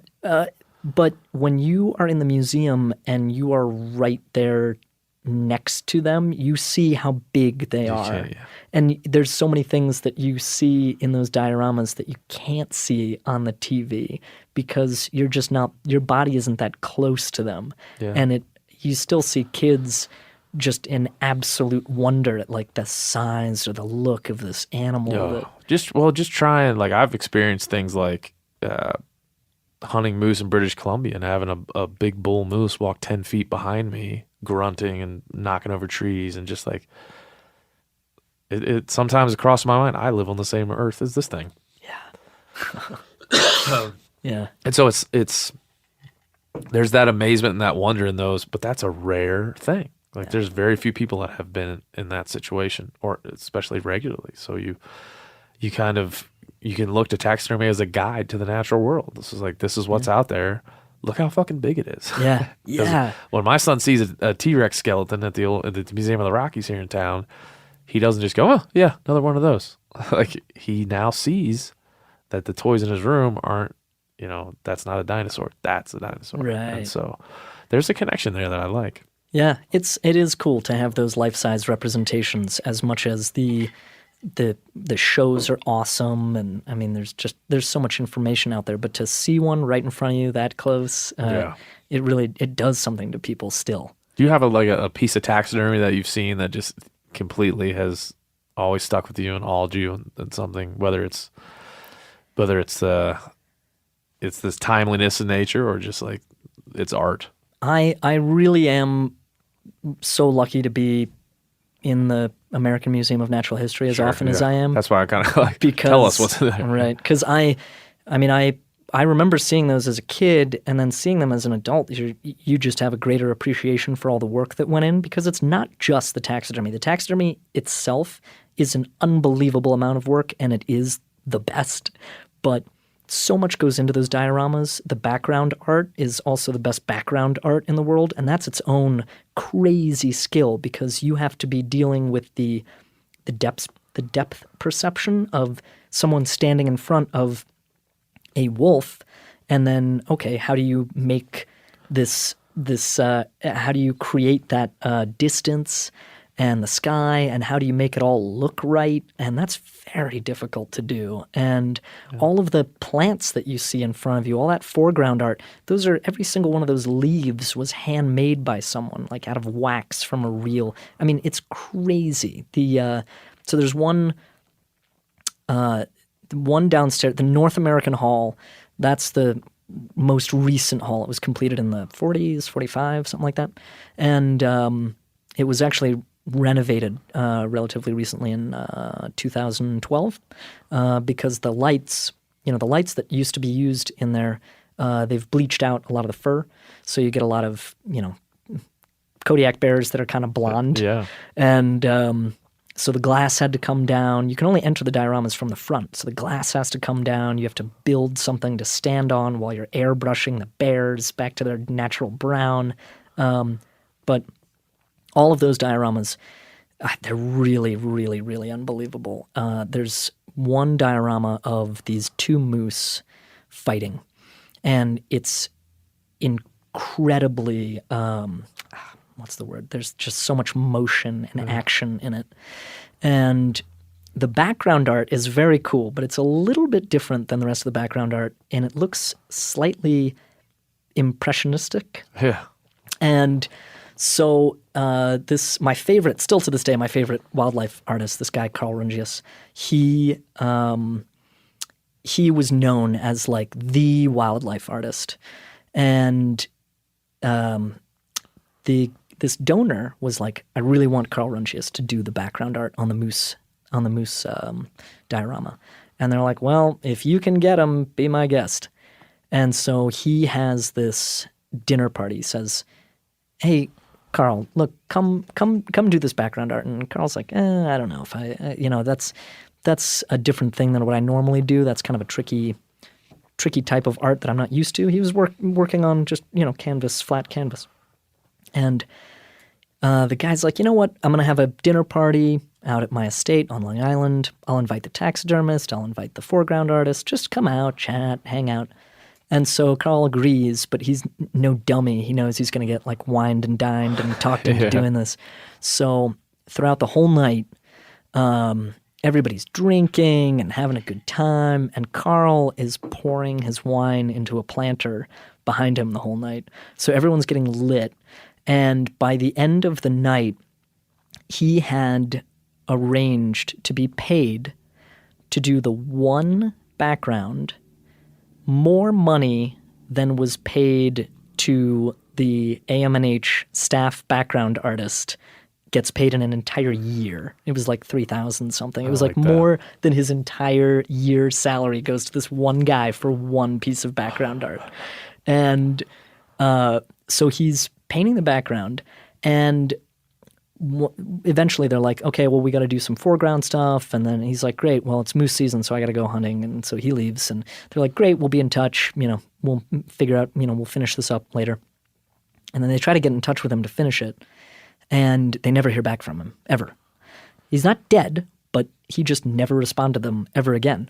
And to this day, nobody knows if that piece of background art is finished or not. And so some people are like, yeah, it's finished, because that's kind of his impressionist style. That's, we know what his art looks like. That's what it is. And some people are like, I don't know. I don't think it's finished. And they're like, maybe, his wife did die. Maybe he's just sad and he didn't want to go back. Or maybe, he was so nervous about his work not standing up to the other work. That's the art world. That's like the impressionist painter's like, yes, I did that so you would have all these questions and explore my explore my purpose of me doing this. I'm like, come on, bro, just So no color in the sky. Yep. let's get moving on. But it's interesting you say like the impressionist art is interesting to me, because that's generally. Taxidermy is not impressionist. It is a recreation of something, of some exact thing. That's what makes that one particular diorama stand out to me so much, is that the moose are unbelievable, and the plants, everything. It's an unbelievable diorama, and then the background art is just a little bit. It doesn't look off, but it's just a little bit more of this impressionist style, which is so different from the ultra-realistic backgrounds of all the others. Yeah. And so all those components kind of that, and I love the Kodiaks. They're just so huge. Gosh, I've seen them in person. Oh, boy. I'm not a big fan of bears. I've had a lot of bear attack victims on the podcast, and spent a lot of time talking about bear attacks, and I'm just can't do it. If you were to, closing out here, if you have a lot of knowledge of the history of conservation, where hunting is today. You live in this melting pot of places, and there's people listen to this podcast all over the country, and I hear from them all the time. And I think one thing I've learned from this podcast is you can say one sentence and 1,000 people can take it a different way. You know, some people can be inspired by it and informed by it. Other people can be offended by it. It's the same kind of way. So I think everyone in hunting that does it for different reasons with a different perspective. But all of us, all of them, want to articulate it better. I haven't run into anybody that's like, I would like to articulate it like in a more base fashion. So like with all the things that you do and all the things that you know, like where do you lie on that? How does somebody in North Carolina that hunts bears and whitetails, and how does that person communicate with somebody that comes from Brooklyn that's, you know, asking them these questions? Yeah, it is tricky for sure. My number one concern is always for the animals and always for the environment. And I would not be, you know, I feel like we've touched on so many things just a tiny bit, like, you know, tip of the iceberg of taxidermy and what taxidermy means to world history and hunting and this sort of new generation of would-be hunters, or how to get this new generation of would-be hunters. And I really think if you assume that someone is anti-hunting because they are pro-animal, okay, but that doesn't – you can be both. And this understanding the system in America has been absolutely, without question, the most effective tool in my toolbox. If you're able to explain how the system works in America, I have yet to get a negative reaction from that, because it's honestly, people don't know. And at the end of the day, they may still not agree with hunting or the idea of killing an animal. They may not understand how someone is able to kill an animal. But if they understand the system, they may not be so actively antagonistic towards it. Yeah. And then the other question is, do they eat meat? And that's a real showstopper. If you eat meat, man, I can tear you to shreds real quick, because your meat is going to come from one of three places: a factory farm, and no one likes that, or your cutesy mom and pop farm, where everyone's so proud to buy their meat at the farmer's market, or you can take it right out of the field yourself. Yeah. Now, most people agree factory farming is bad. Some people don't have a choice because meat is expensive and they want to continue eating meat. And that's a whole different bag of worms. Yes, it is. But then if you've got people spending money on your nice little family farm meat, great. But when you buy that meat, you're still paying the farmer to make more meat. Yeah, it's a proxy. That's it. I mean, that farmer's a proxy, and that somebody's killing it, and someone's killing it. That's the thing about it. And even with, I think it's even a more intense concept when you think about it, agriculture. You know that. Oh yeah. You're not killing. You're not. You could say, oh, well, there's no suffering within this corn on the cob. Oh, there's suffering. Yeah. Oh, there is suffering. Sure. And if you understand ecosystems and habitat, you understand that in its totality. Yeah, and if you're concerned about suffering, I mean, I'd say I like the idea that if you shoot a deer, the deer doesn't even know you're there. Yeah. When you've got a pig that's taken to slaughter, I mean, if it's at a factory farm, that's a real horrific scene. And that animal is stressed out and freaked out. And then if you're even on a small farm, you know, those small farms, they're not allowed to do their own slaughtering. They still have to outsource that. And that's still a stressful thing for the animal, you know. Yeah. I like that the animal doesn't know what hit him. And when you pay money to bring home venison from the field, you are, again, paying into that system that keeps the trees there and keeps the forests there. Yeah, I mean, my whole life has just become this talking about and doing and analyzing and becoming some kind of weird, you know, backwards philosopher and thinking about it. But I mean, the biggest confounding thing for me is that it all makes sense so clearly. Yeah. When you look at it. If it didn't make sense to me, I'd walk away. I don't give a shit about if it didn't make sense, if it didn't do something for my life, if it wasn't a good thing for society, I could walk away from it and be just fine, you know. But I look at it, I'm like, wow, this is a pretty special thing that we've been doing for, millions of years, or over a million years. And the fact that we're moving away from it and it's become such a weird concept for some people is just troubling. Looking at a big picture, I can see that, but that'll be your most difficult way to bring it up to new people because they don't care how long it's been going on. Oh, I know. Yeah. That's how I always start. Like you can never argue. Any time you're trying to convince somebody, you can't be like, we used to do it this way. Well, boy. Right. Yeah, we used to do it a lot of ways. Yeah, we used to do a lot of things. There's a few words. I said, spending my time in Berkeley, I heard a lot about. Well, what about slavery? Right. Yeah. Exactly. That's like the easiest thing to trot out. But it's interesting. But so you can. Is there any way people can? They have to come see you, or can they learn about the history of taxidermy, or they got to come to New York and take your class? Well, it was like everybody come that listens to this, get on a plane, and go to Brooklyn. Don't be lazy. I'll plug my website. Yeah, it's plug it up. immortalanimals.com. And so I travel for these lectures. So I travel for the lectures and I travel for the taxidermy classes. So I teach introductory taxidermy to people who want to learn. And it's just we use expired frozen feeder mice. So if you've got like people who have pet snakes and lizards, they feed them these little frozen mouse sickles. So we just use those. And I have at this point I have a strict no BYO roadkill. That was my next question. Rule, I'm like, how does that work? Yeah. So I provide everything. But so I travel for lectures and for classes. If you want a tour of the Natural History Museum, then you got to come to New York. You got to get on a plane. But man, if you are interested in history or animals or dioramas or whatever, then you got to come to New York at some point because those dioramas are just unbelievable. Well, I'll tell you what, it's a good podcast when it's over and it's been a long time you've been talking and you feel like we didn't cover much. That's how you know it's a good conversation. So thank you, Brant. I appreciate you coming down, man. Thank you for having me.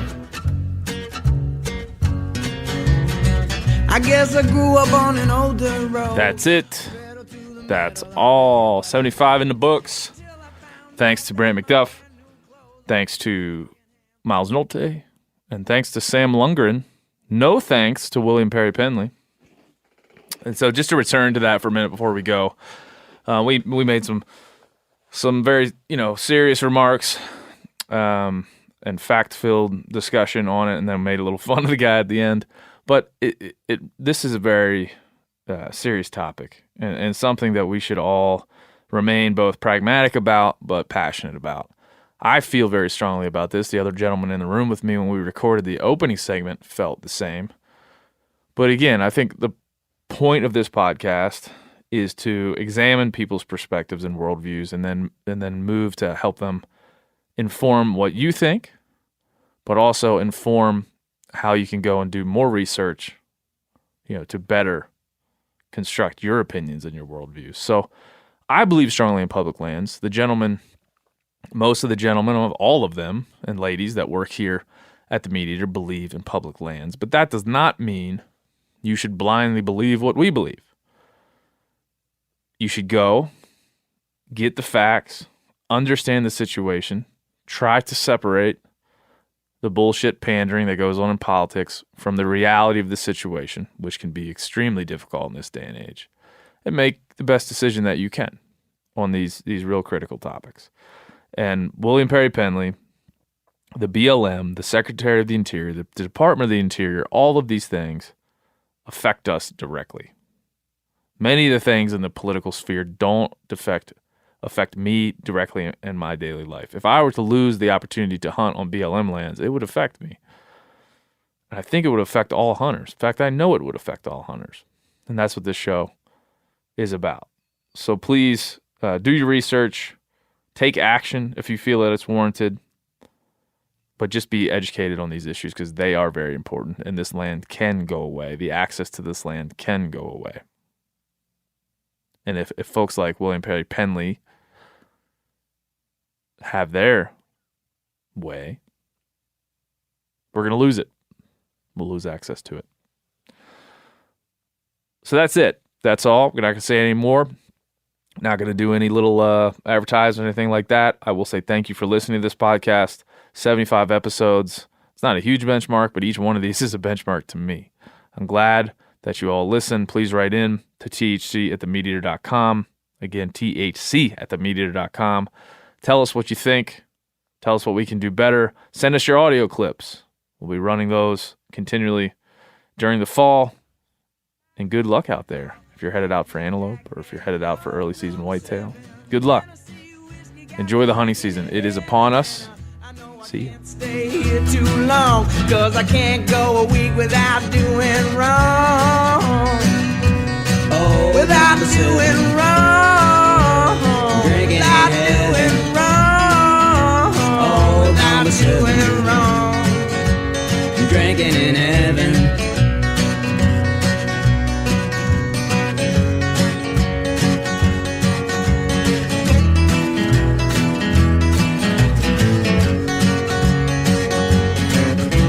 Sitting as the bar stool starts to grow roots. I'm feeling like an old worn out pair of shoes. Oh, tell me what is it that I should do? You ever get that feeling the walls closing in, the concrete jungle suffocating you? You crave some wide open spaces, the chance to connect with nature, maybe in a spot all your own. Well, head over to land.com. They've got ranches, forests, mountains, streams, you name it. Search by acreage. You can search by location. You can search by the kind of hunting and fishing you're dreaming of. Land.com. It is where the adventure begins.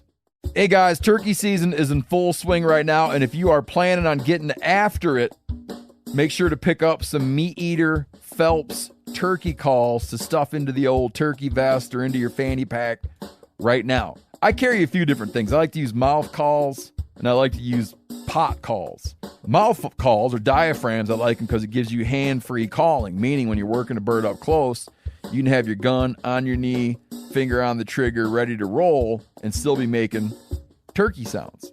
I like pot calls because I just like pot calls. I enjoy calling with a pot call. Whatever direction you go, including a box call, which I don't personally use too much, but they're fun and great, and I started out with them. Yanni, on the other hand, one of my main turkey hunting buddies, he loves box calls. And what's funny is I'll now and then look to him and give him the look that means get out your box call and find us a turkey. So it's not that I don't like them. I just have Yanni use his. Then I don't have to carry it. Go to Phelps Game Calls. Get calls that are made in the USA and get calls that'll get them close. Find yours at phelpsgamecalls.com today.